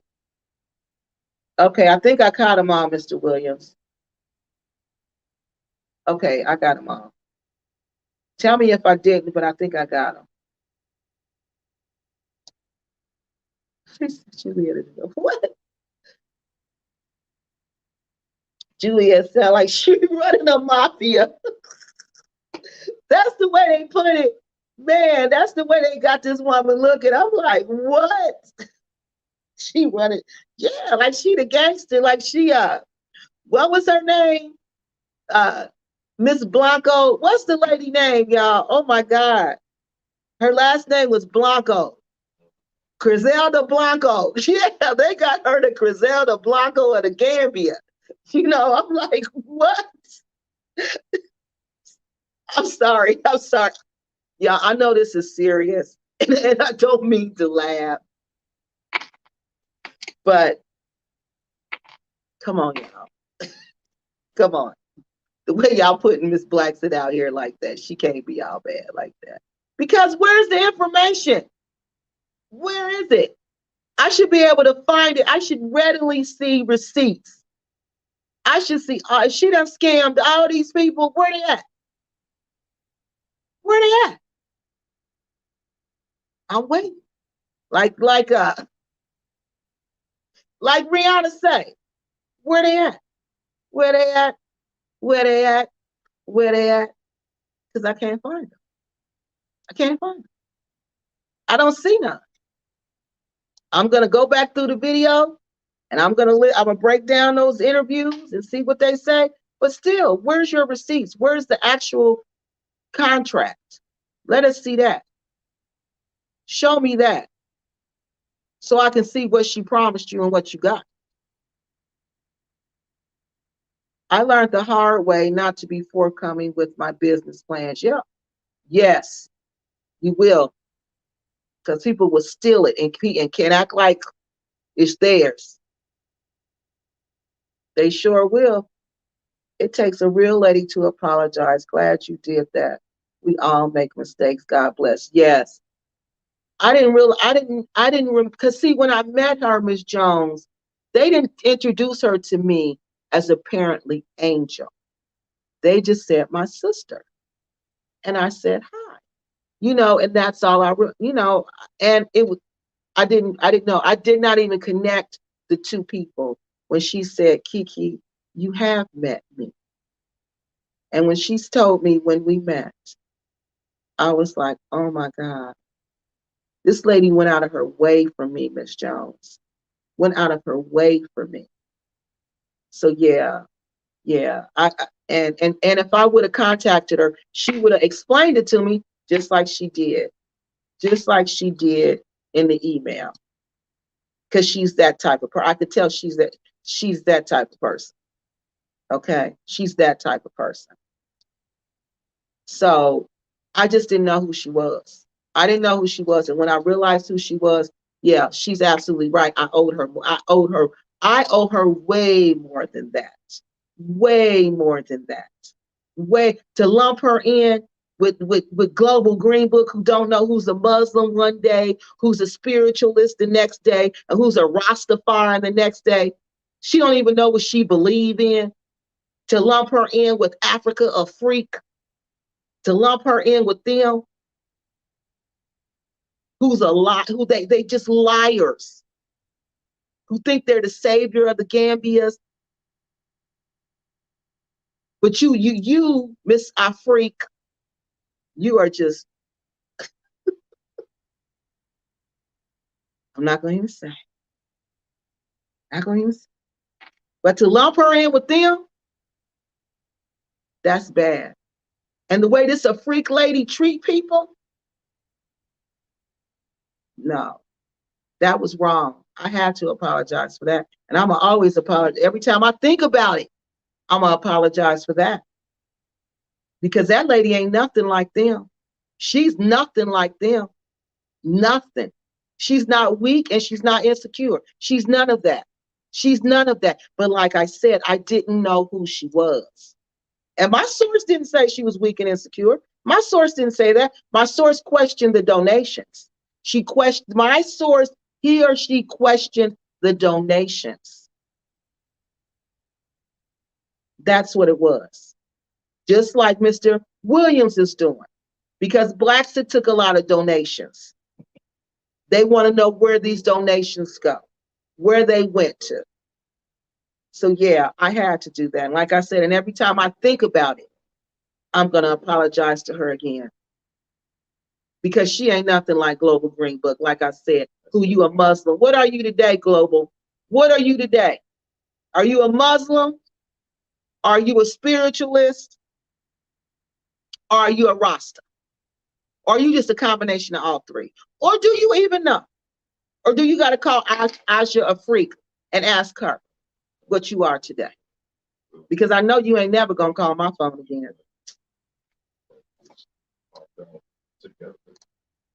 So let's see. In order to get your official land documents, you need a sketch plan.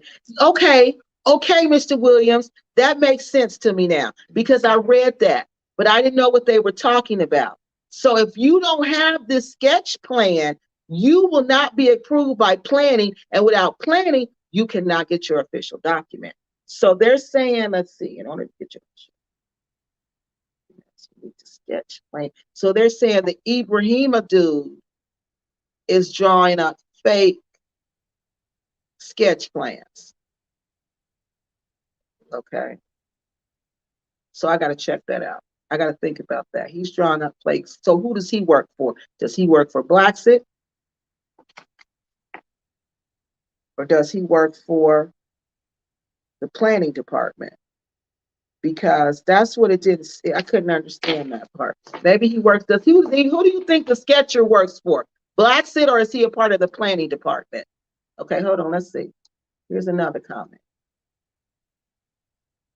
The sketch shows where the land, okay, is situated.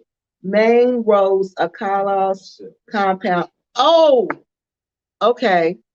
So that's like what I would do when I was in economic development. I would do a sketch. You're absolutely right. I would sketch out what the plan was going to be. When we wanted to bring like a new business, okay, I would sketch out what the area is going to look like once this new business comes. Okay, now I know what they're doing. Okay, but let's see. So who is this guy working for? Who is he working for? Is he working for the planning department? Because I worked for the city when I did that in the economic development department. So who is he working for? That's what I want to know. See, that's what I'm saying. I can't shoot bullets when I don't know where I'm shooting. I can't unload when I don't know where I'm aiming, when my aim is off. My aim is off now. I don't even know who I'm aiming at right now. Who am I aiming at? Who's the crook here? I don't know. Their spirits are broke. Yeah, they are. A lot of people's spirits are broke now. Yeah, yeah, exactly. Yeah, I play with toys. It's funny. Yeah, she is hilarious. But then we have Gotcha. Oh, yeah, it's been 3 hours. We got to get off here. Johanna speak. Yeah, she do. She does. She really does. Aren't you supposed to get a real estate lawyer and buying land anywhere? Yes. But they think they can go to the Gambia where they don't even speak the local language and buy land. And buy land, which is ridiculous. And then when the land don't go through, oh, I've been scammed. Okay. But you don't want to, But then, they don't have the money. If you don't have, to me, let's buy the land first. I mean, let's get the lawyer first. Let's take the money, take a trip to the Gambia first. Let's look around first. Let's talk to a lawyer, an attorney while we're there. Okay? Let's get an attorney on board to help us out. And then let's buy the land. Let's do these in baby steps instead of believing big pimping and all them people on YouTube that you can just come out here and get land like that and you can just be rich overnight. Because it doesn't work like that. It doesn't work like that. You're going to be just constantly overcharged. You just really are. Constantly.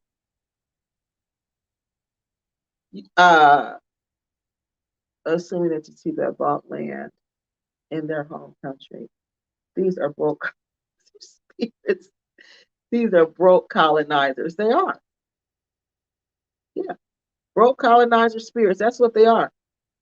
They all come back through them. The colonizers came back. And they look like us. Yeah, that's what they are. Colonizers act like that. Think I'm coming to save you. Because that's what the colonizers all say. I'm helping them. I'm giving them a job and they stole from me. They steal from us, girl. They still here. They still here every day, all day. That's not nothing new. Because they weren't supposed to steal because it was you. We used a lawyer for ours. See, Tania said they used a lawyer. I'm going to bring a fifth wheel and park on the bench. I don't understand that. I'm going to bring a fifth wheel and park on I said beach. I'm going to bring a fifth wheel and park on the beach. What is a fifth wheel? I don't get that. Tell me what a fifth wheel means. Your Honor, you made me yeah, it's true though. Those broke colonizers. Okay, where is this?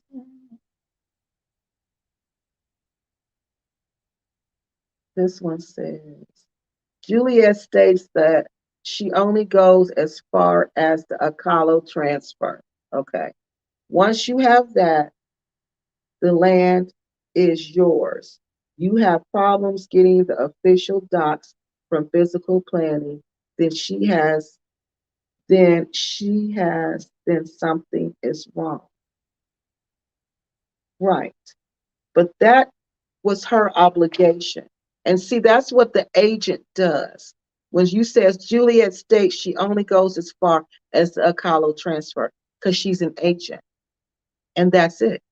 And she doesn't have to do that.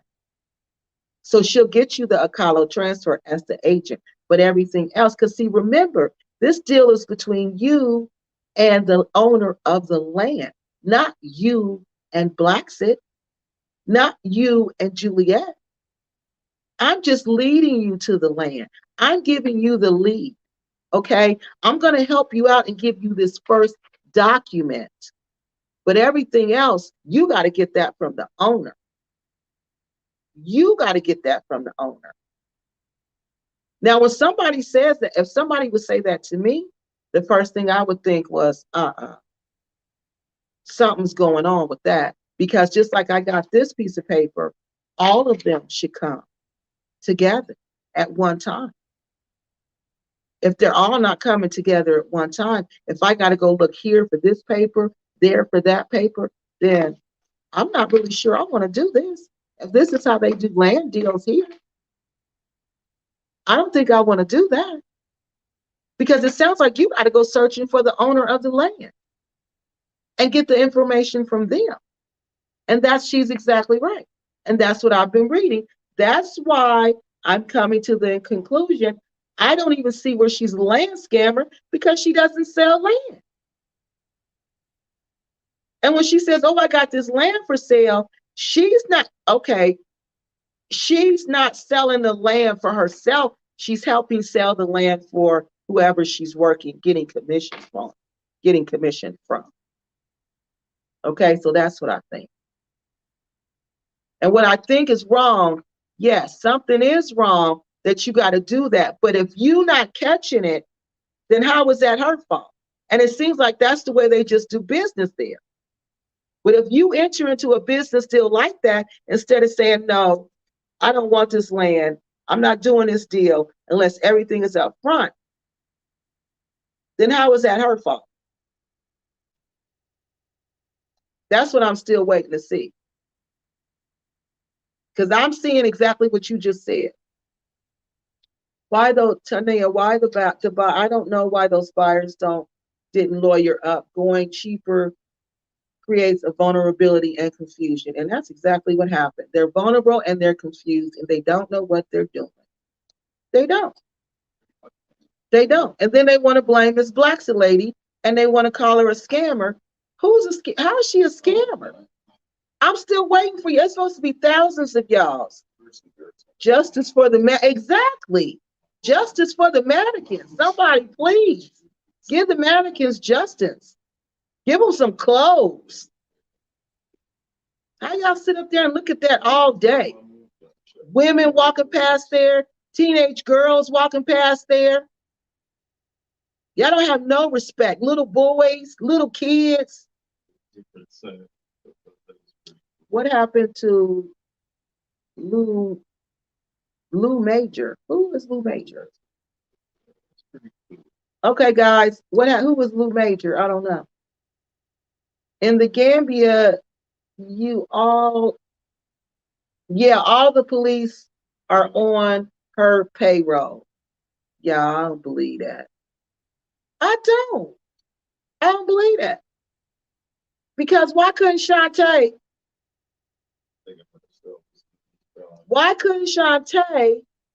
get him to arrest Kwesi?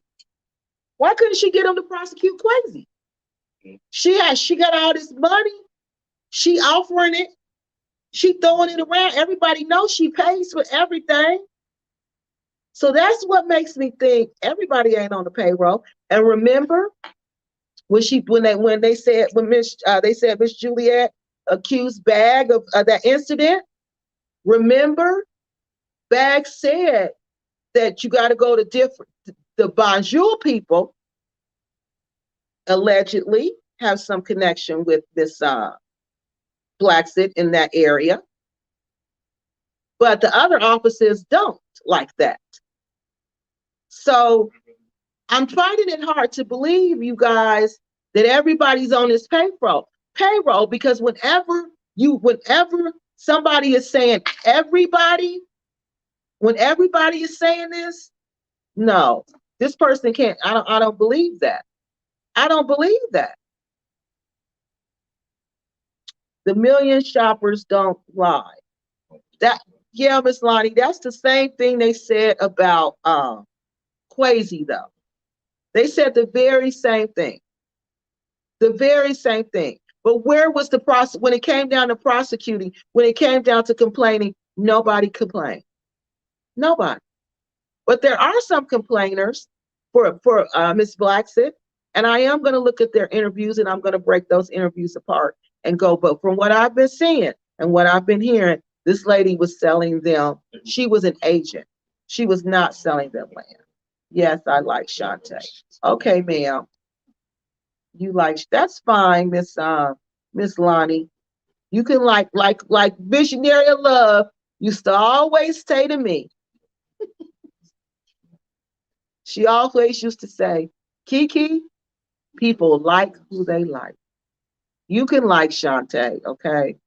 I'm not going to draw a line in the sand and say you can't like me and you can't like Shantae. You got to choose. I'm not going to do that. Long as you don't troll me, and you don't troll me, Miss Shantae. I mean, Miss Lonnie. You don't troll me. You don't troll me. So you're fine. But thank you for letting me know that you like Shantae. Because see, that'll make me think otherwise. Okay, but thank you for telling me. But you're allowed to like who you want to like. I just see that's a sweet lady. She says, I just don't say nothing. What you say? So when I'm just doing all that carrying on, talking about her, you just say, okay, I'm just gonna be quiet. But that's what my grandmother would say you do. You just be quiet. I'm just not gonna say nothing. I'm not gonna say nothing. Yeah, but you could but see, that's how you're supposed to do it. You not this now this Miss Lonnie is an excellent example. Okay, an excellent example. She know me and this woman don't get along. She know we don't. She know we can't stand each other. But she obviously like me and she obvious like her. But she knows they don't get along. They just don't get along. So instead of her coming to where I live at and talking about me and complaining about me and how I treat Shantae and what I say about Shantae, what does she do? She says nothing. Instead of coming to somebody's house and complaining about what they do in their house, she sits quietly and says nothing. But see, what do we do in the Gambia? When we don't like what they do, when we don't like what goes on, we complain about it. Africa a freak. We sit up and talk about them. Africa a freak. Aja a freak. That's her name. I'm sorry, y'all. Aja a freak. That's what we do. We talk about it. We put them down. We make them less than us. They become the other. Yeah. But see, Miss Lonnie, she has a moral code. And she says, I know these two women don't get along, but when I'm in Kiki's house, I'm not going to talk about Shantae. When I'm in Shantae's house, I'm not going to talk about Kiki. And that's what we need to learn as a people, to be respectful like that. To be respectful like that. If I don't like what go in your house, go on in your house. I ain't going to say nothing. There's only one Lonnie here. Thanks to Nia. But she's not trolling us. She's not trolling us. She's not trolling us. I like you too, Kiki. I don't play two sides of the coin. No, I don't think you, because if you did, you'd be trolling me, honey. It was the people on here that was trolling me. But that's good to know, because see, Dusty will switch it. I'm sorry, I'm not gonna call her Dusty. I'm talking to you. Shantae will switch it. And she'll make it seem like you was on here getting information and trolling and going, but it's public knowledge. It ain't nothing. This ain't secret. It ain't like we just whispering, talking to each other. This is public information. But it's good to know that you like her, because I didn't know that. Because most people who like her can't stand me. Juliet, Ma. She is Ma Barker. Lopez Bryant. That's what y'all making her out to be.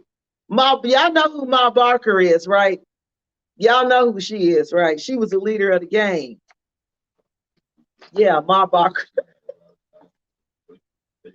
Y'all keep making this woman out to be a gangster. And I don't think it's that. I just think I think she did the donations. She made extra money from that. She did the raffles. She was smart. The raffles that's a quick way to make money. When I was director of the community center, when we want to make quick money, y'all know what we would do? We would do a raffle. We would do a raffle. Yeah. That's a quick way to make money. So now everybody's doing raffles. She probably mad about that too.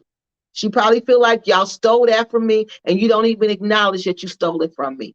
Everybody should say, to me, I would say, okay, I'm going to do this raffle just like Blacksit did. Blacksit did a raffle. I'm going to do a raffle. Thanks, Blacksit. I got the idea from you. She just want to be, in my opinion, I don't know. This is what I'm saying, y'all, from what I'm understanding. This woman feel like people is just stealing her intellectual property and not giving her no credit for it. And then they want her to do everything when they purchase this land while they do nothing.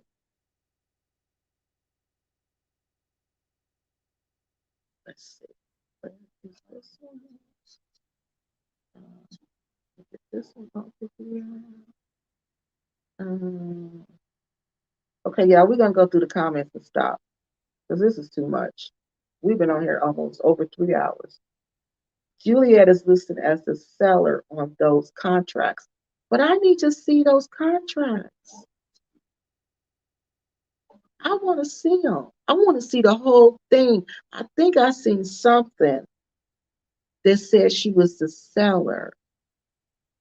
Okay, and if she did sell the land, I'm trying to find out where's the crime in that. That's why I got to go back and look at and see what policies the new president, well, he's the new president, that President Amadou Barrow implemented under his administration. Okay, because the old administration, foreigners could sell land. They had the same right to sell land as a Gambian. So that was part of that whole frontier economy. So I want to see if this was changed because this is what they've been saying, Tania, that Juliet, a lot of people have said this, even in Negro Pen's channel. They're saying that she is selling land and the crime is because she's not Gambian. But according to the old policy that I've been reading, you don't have to be Gambian to sell land. Anybody can sell land, okay? So let me see if I got, oh no, I'm not gonna read that tonight. No, I'll get that for y'all next week. Because we've been on here over 3 hours. Because I know I got it in my email, okay? Because I emailed myself the policy, but I haven't checked for new policies. I'm gonna check for new policies, okay? Because under the old Constitution, unless there's been a new policy amendment, foreigners could sell land. There's problems with demarcation. If there is a dispute on the land, you can't get your official transfer done. No, you can't. No one deals with Jalo. They deal with Juliet. Okay, so it might be a language barrier too, why they deal with Juliet. Okay, because if these are Americans or UK people, we speak English. I'm sure there's probably a language barrier. That's another reason why Miss Juliet is probably so involved. So we got to remember that. Okay, there's a language. That's what she's going to say. That's instantly what I thought. There's a language barrier. Okay, there's a problem with demarcation. If there's a dispute on the land, you can. And see, that's the thing. That's why I would never buy land in Africa, because I'm telling you, any family member can dispute that land. After you give Miss Juliet Blacksett the money, and you ain't giving her the money, you're giving it to the landowner, the person who says they own the land. Okay? The person who says they own the land, they're gonna give her the commission. So I heard somebody say they actually gave her the money. You may have handed the money over to her, okay? But that money went to the person who owns that land. And if she owned that land, okay, and she did not give you your proper paperwork, then you should be able to take her to court because you got documents that she owns the land and she has not given you the paperwork. So why that has not happened, I don't know. I don't know. Makes me think again, something's wrong with the paperwork. She's not the owner of the land. And then another thing, if there's a dispute, any family member can come from anywhere and say, that's my land. Because land in Africa is not land here. It belongs to the family. It belongs to that whatever that person's name is. So they can come and say, but this is my land. I have rights to this land. And dispute your ownership of the land, and there you go. That's why I would never do that. I would never, ever do that. I have friends here to this day. They're the oldest sons. They have land in their village way back. Well, one of them was in Mali. I'm going to tell you about the one in Mali. And one was in Senegal. They have land there, but they're here. Okay. Family, especially the one in Mali, family keeps calling him. Well, back then, telling him you need to put something on that land before people take that land, and they'll steal it and they'll sell it under you. They'll act like it's theirs and sell it. Okay. Well, I don't know whatever happened with that, but he never did put up any bound. He never did. They told him to put up a fence. Okay. He never did. When I last time I talked to him, he hadn't done that. Okay. But even if somebody, say he goes back home, he finds out somebody did take his land. All he got to do is dispute that transaction. And guess what? That land is his. And all that money you spent is gone. That's why I would never do that. I would never do that. These people don't understand how Africa works. They don't understand it. They just believe what people like the Big Pimp and Happy Companion say. I haven't heard Blue Major's name since before the pandemic. Who is he? I don't even know who he is. Who is Blue Majors, y'all? Who are you talking about? Blue Majors was a faceless panelist. What? A faceless panelist that visited Pan-African live videos who attracted and scammed people online from a business deal and disappeared when they exposed him. Oh my God, are you serious? Attracted and scammed people online. Oh, wow, I gotta look that up. Dinah's denounces their friendship. Dinah's denounced their friendship without any explanation. So Dinah's knew this person. Dinah's Amir knew this roommate. Oh my God, y'all! I know who he is. I remember him. Did this guy used to be on Dinah's show all the time? Oh my God! I think I know who you're talking about. Oh, this is getting crazy about Dinah's, y'all. I got an email about him. Whoa. It's bad.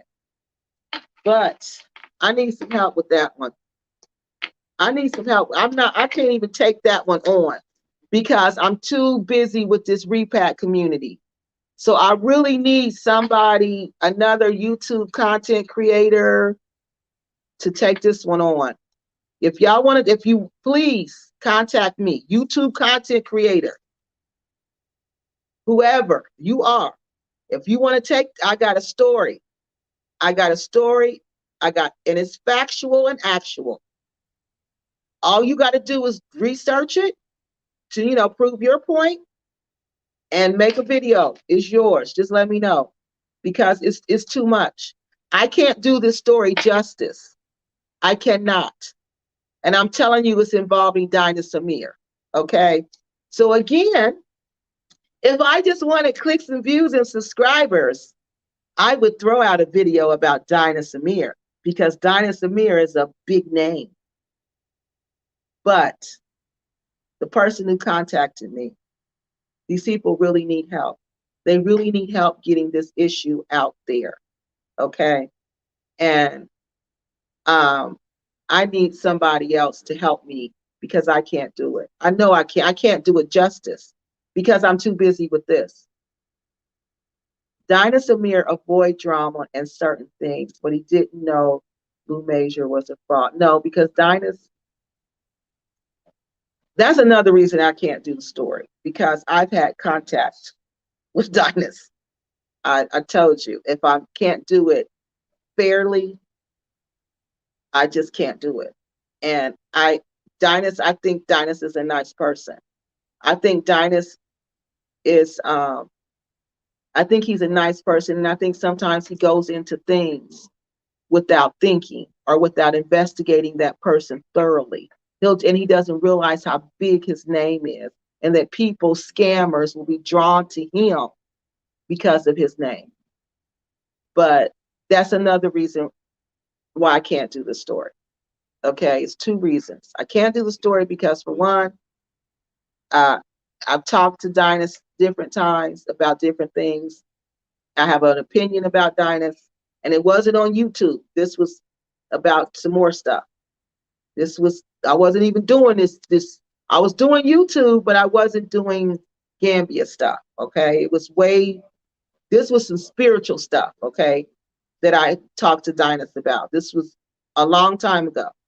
But just that talking to him then, I could see what kind of dude he was.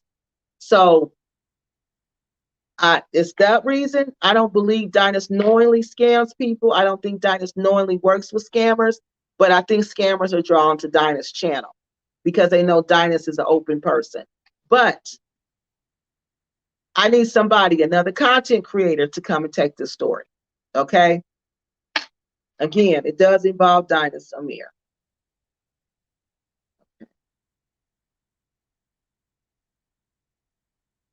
Yeah, there's a lot of vetting that needs to be done in the Pan-African community. It does. You got to research these people. See what they've done in the past, see what they've said in the past. And I don't think he does that. Because I don't think men do research in general like that. I don't think he sits down and researches somebody. I think he'll just say, okay, this person sound legit. They sound like they on the up and up. Because he didn't know me from nobody. And this man sat and talked to me, went back and forth with me. And these type of people, these are the people who get taken like that. They get taken like that. She has no right legally or morally to any leftover money, to any money. Okay, well, you got to show us. You got to show us. How come she doesn't? You got to tell us. How come she doesn't have a right to it? You gave it to her. They donated it to her. You donated me money. I did what I was supposed to do. We're going to call this crowdfunding because she's not a nonprofit. So she did crowdfunding for a project. We talked about the rules to crowdfunding. Remember, Mr. Williams? Crowdfunding, when you have a project, the only way you can say that person frauded you is if they do not complete what they're supposed to complete. We're talking about these boreholes. She completed the boreholes. So we got to see. And where does it say she can't legally keep the money? Morally, it depends on the person. They probably feel like morally, you donated to me. I did what I was supposed to do. Morally, I upheld my end of the bargain. Now, what am I supposed to do? How am I even going to give the money back? The money is all in a pot. I don't know. Did I spend Mr. Williams' money? Did I spend Miss Alexa's money? Did I spend Miss Brandy's money? I don't know whose money I spent. I just spent money. I'm done with my project. Now I got money left. Now what? I'm going to keep it. What else am I going to do with it? Give it back to who? I don't even know who it belongs to. It was in money in a pot. It was crowdfunding. So I don't know. How? Where's the leak? How was it illegal? I don't know if she took any money. Cry, Pan-Africanism, come home, help the Gambia, and take money.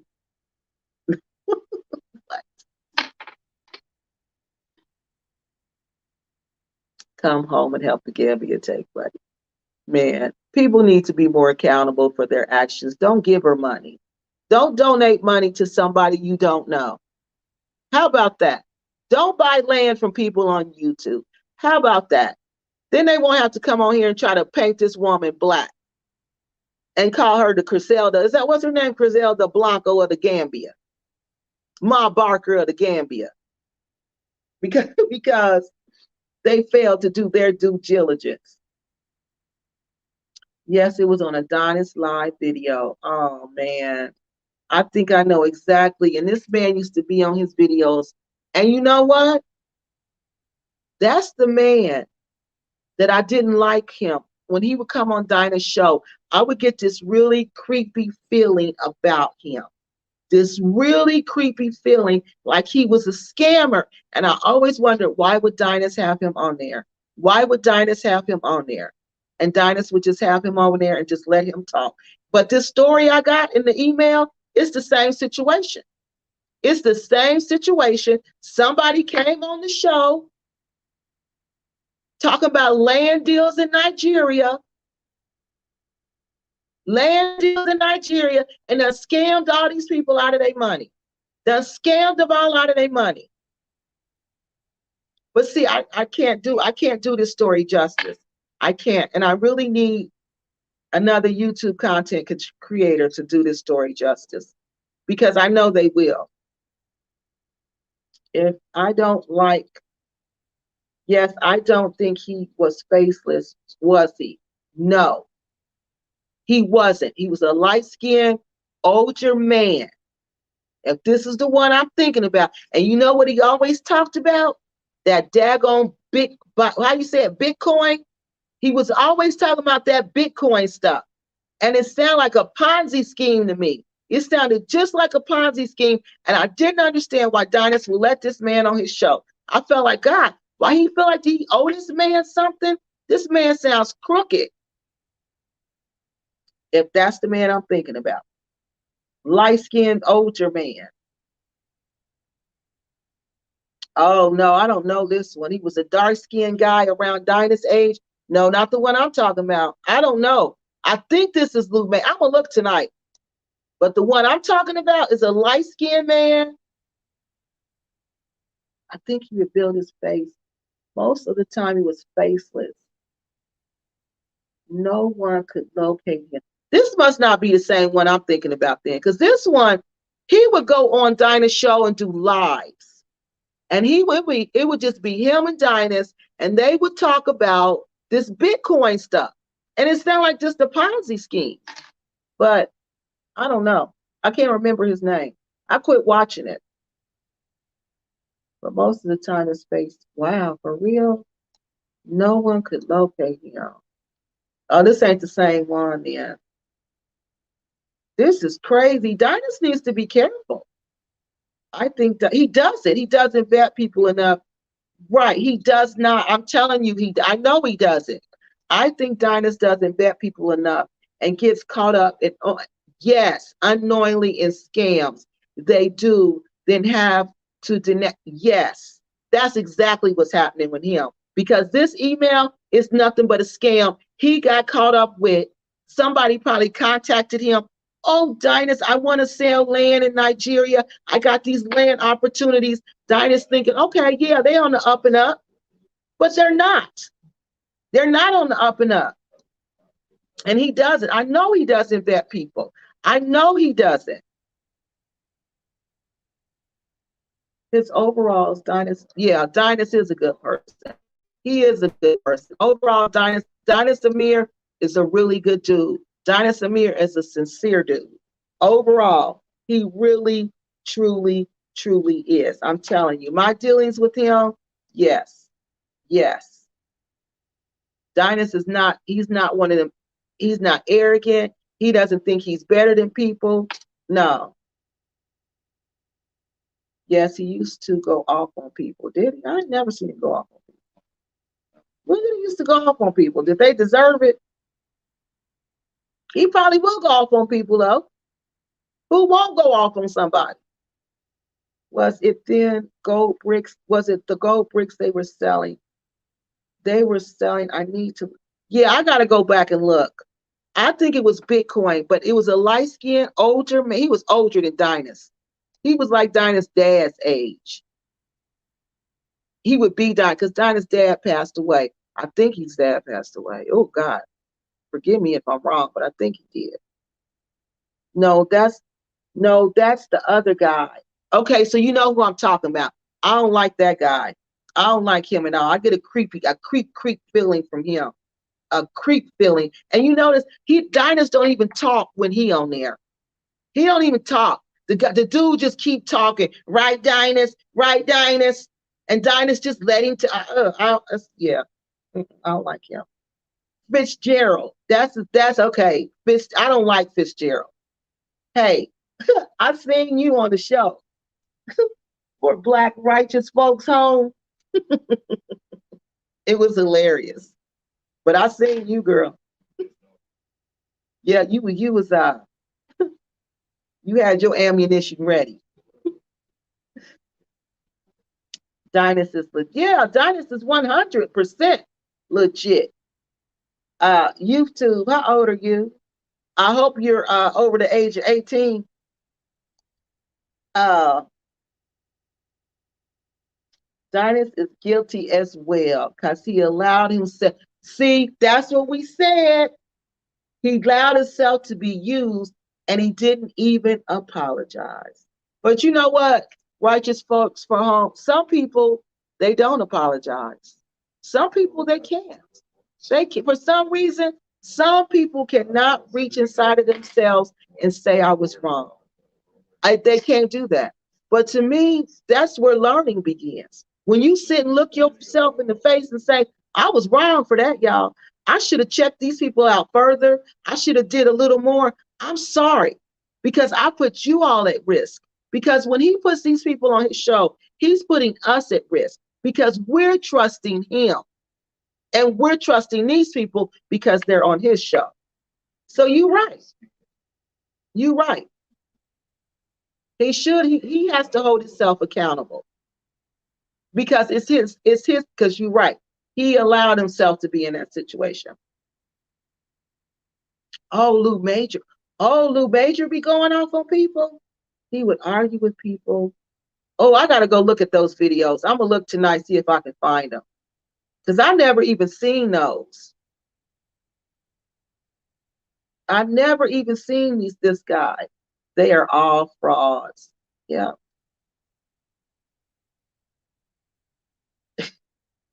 I wouldn't say you was clowning, but you were who was it? It was what's his name? What's his name? He's got a British accent. He's friends with UN. Uh oh my God. What is that guy's name?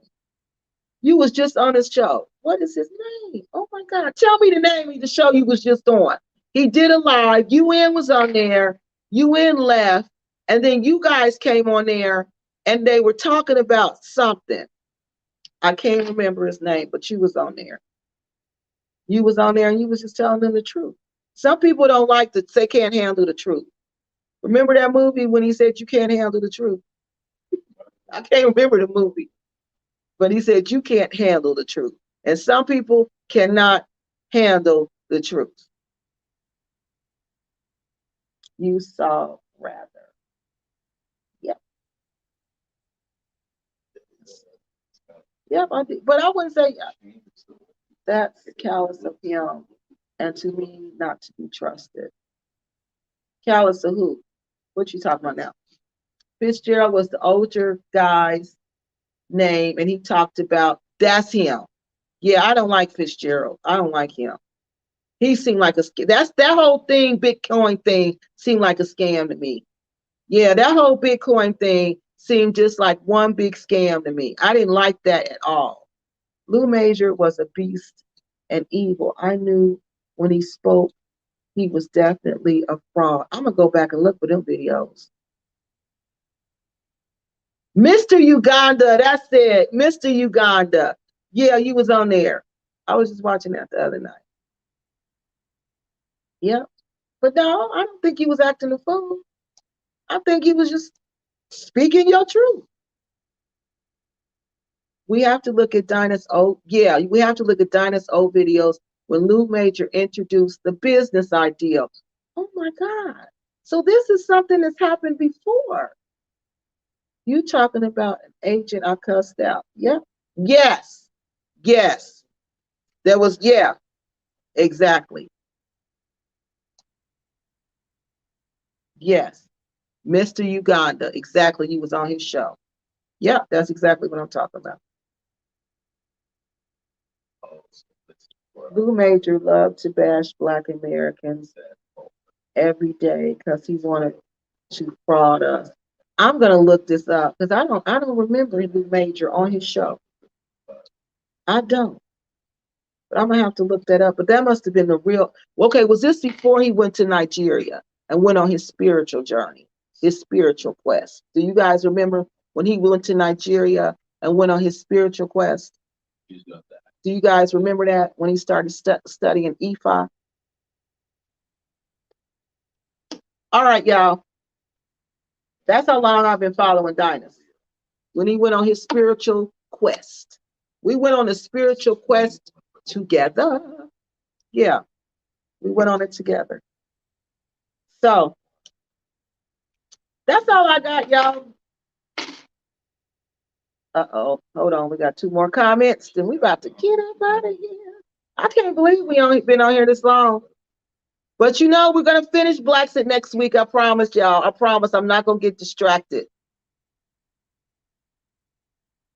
Please.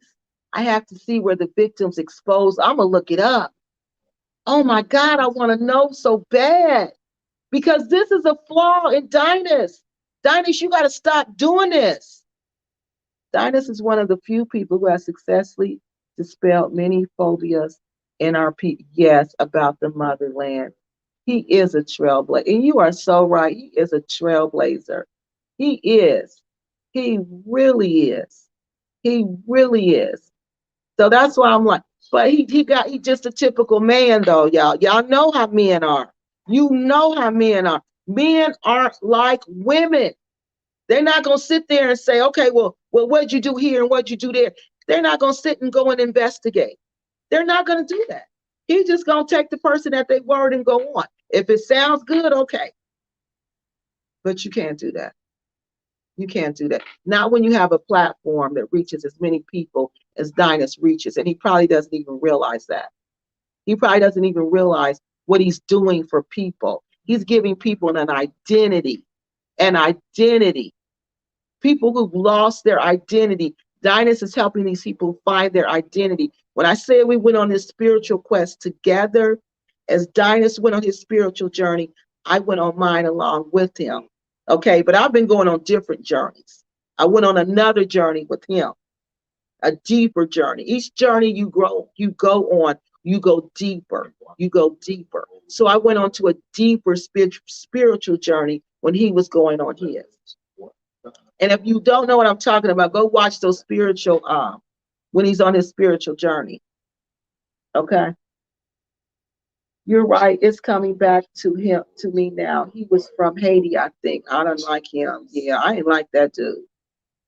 I didn't like him at all. Not sure, but Lou Major was at least 6 times bashing Black Americans and saying we should pool money together. That's where they get that group economic stuff. Group economic stuff. They ain't trying to do no group economics. They're not trying to do that. They're too jealous and envious of each other. First, we got to stop being jealous and envious of each other. Then maybe we can do something like that. Because you see, when Art Cathy and Quasi were doing it, when they were starting to get it off the floor, you see what happened. 2 dusty broads, 2 dusty, dirty, jealous broads jumped in and became basically flunkies for other people who didn't want to see them succeed. And I must admit, it was Blackset, in my opinion, from the data that I received. Yes, Blackset and Molly Morris had a lot to do with that. Didn't want to see them succeed, but they wasn't the one pulling the shots. They wasn't the one getting on YouTube saying all this stuff about them. It was Phoenix Rain. It was Dusty Phoenix Rain, and Dusty traveled with Tay Tay. The people he helped get there. The people he paid for Phoenix ticket.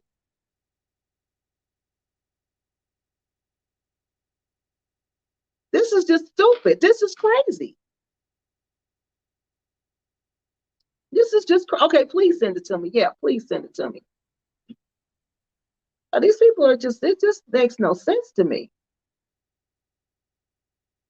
I would never give evidence any. You wouldn't give evidence to what? What you talking about? What you talking about, Mr. Williams? You would never give what evidence? On internet. Oh, right. Right. On internet money or land for land. Right. That's why, yeah, I'm not doing that either. I'm not doing that either, but they do it. They do it, and then they want to say they scam. Then you want to hold her to all these standards, but you should have held her to them standards before when you was giving her that money. Lou Major is in my titles of my channel. He's in your titles of your channel. I'm gonna look because I don't remember him being when he was on Dinah's show, but I'm gonna go back. But yeah, Dinah's is a true everything. I'm gonna put this last time because that is so true. What you said about Dinah's, I agree with that 100%.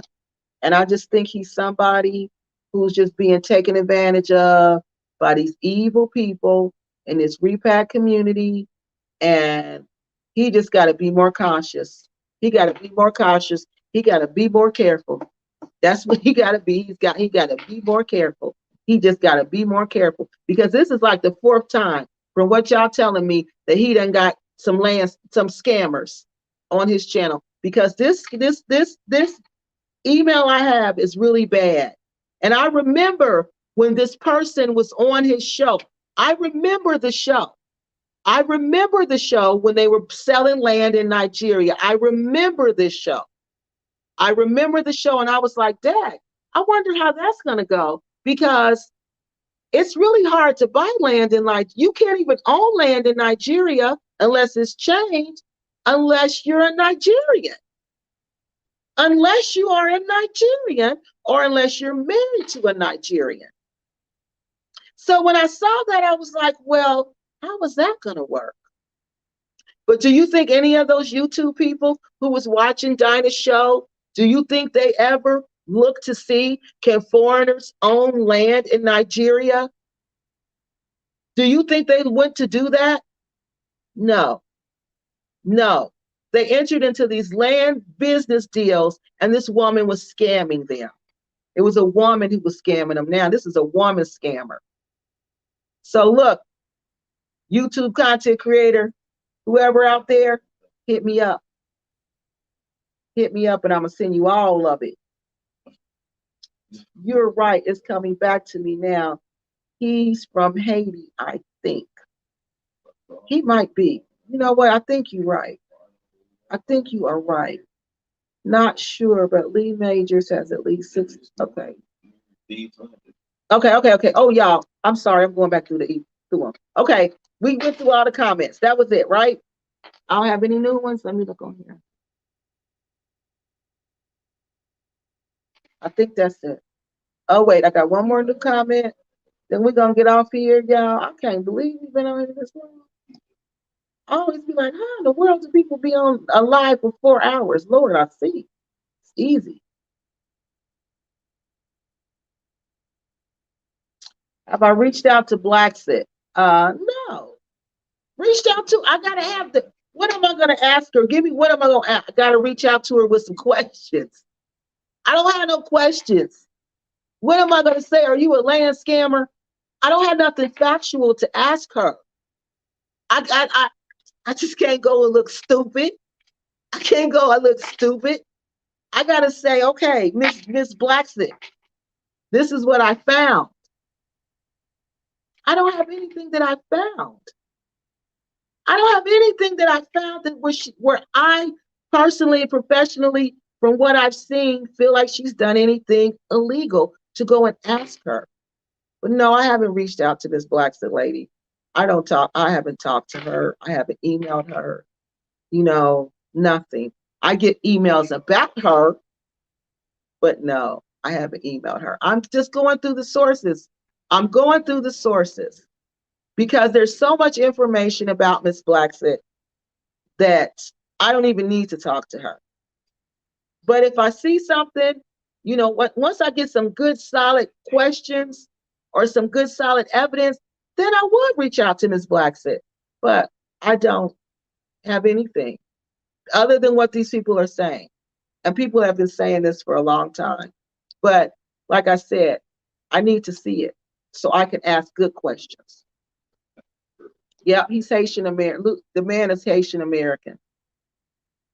But Mr. Williams, if you can help show me where I can get that information, where I can see documents, that'll help. Go back about a year, okay. And Lou Major is on Dinah's Lives. Okay, That's what I'm going to do. All right, y'all. So look, we've been on here for 3 hours and 49 minutes. That's a long time.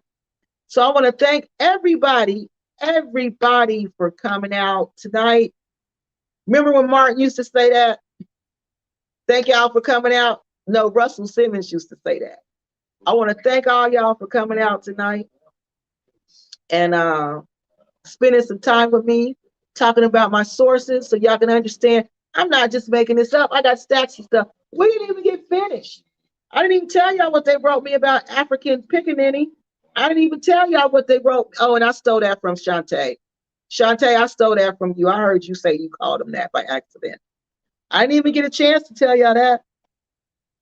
I'm sorry. We're going to have to go back to this one day. But next week, for real, maybe I'll do some more of these and then we'll do the blacks people. I promise.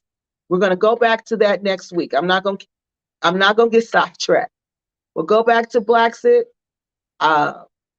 Let's talk about this class action lawsuit. Let's talk about, can foreigners really sell land in the Gambia? I think they can.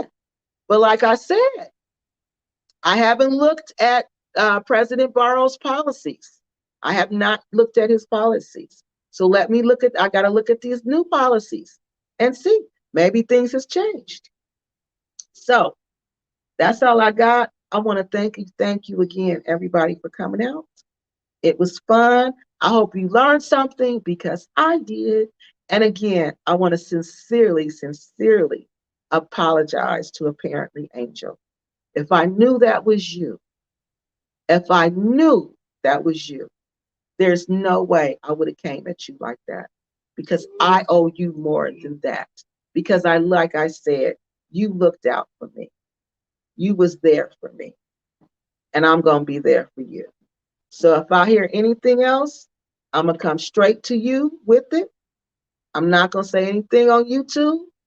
I'm going to come straight to you with it. And to my source,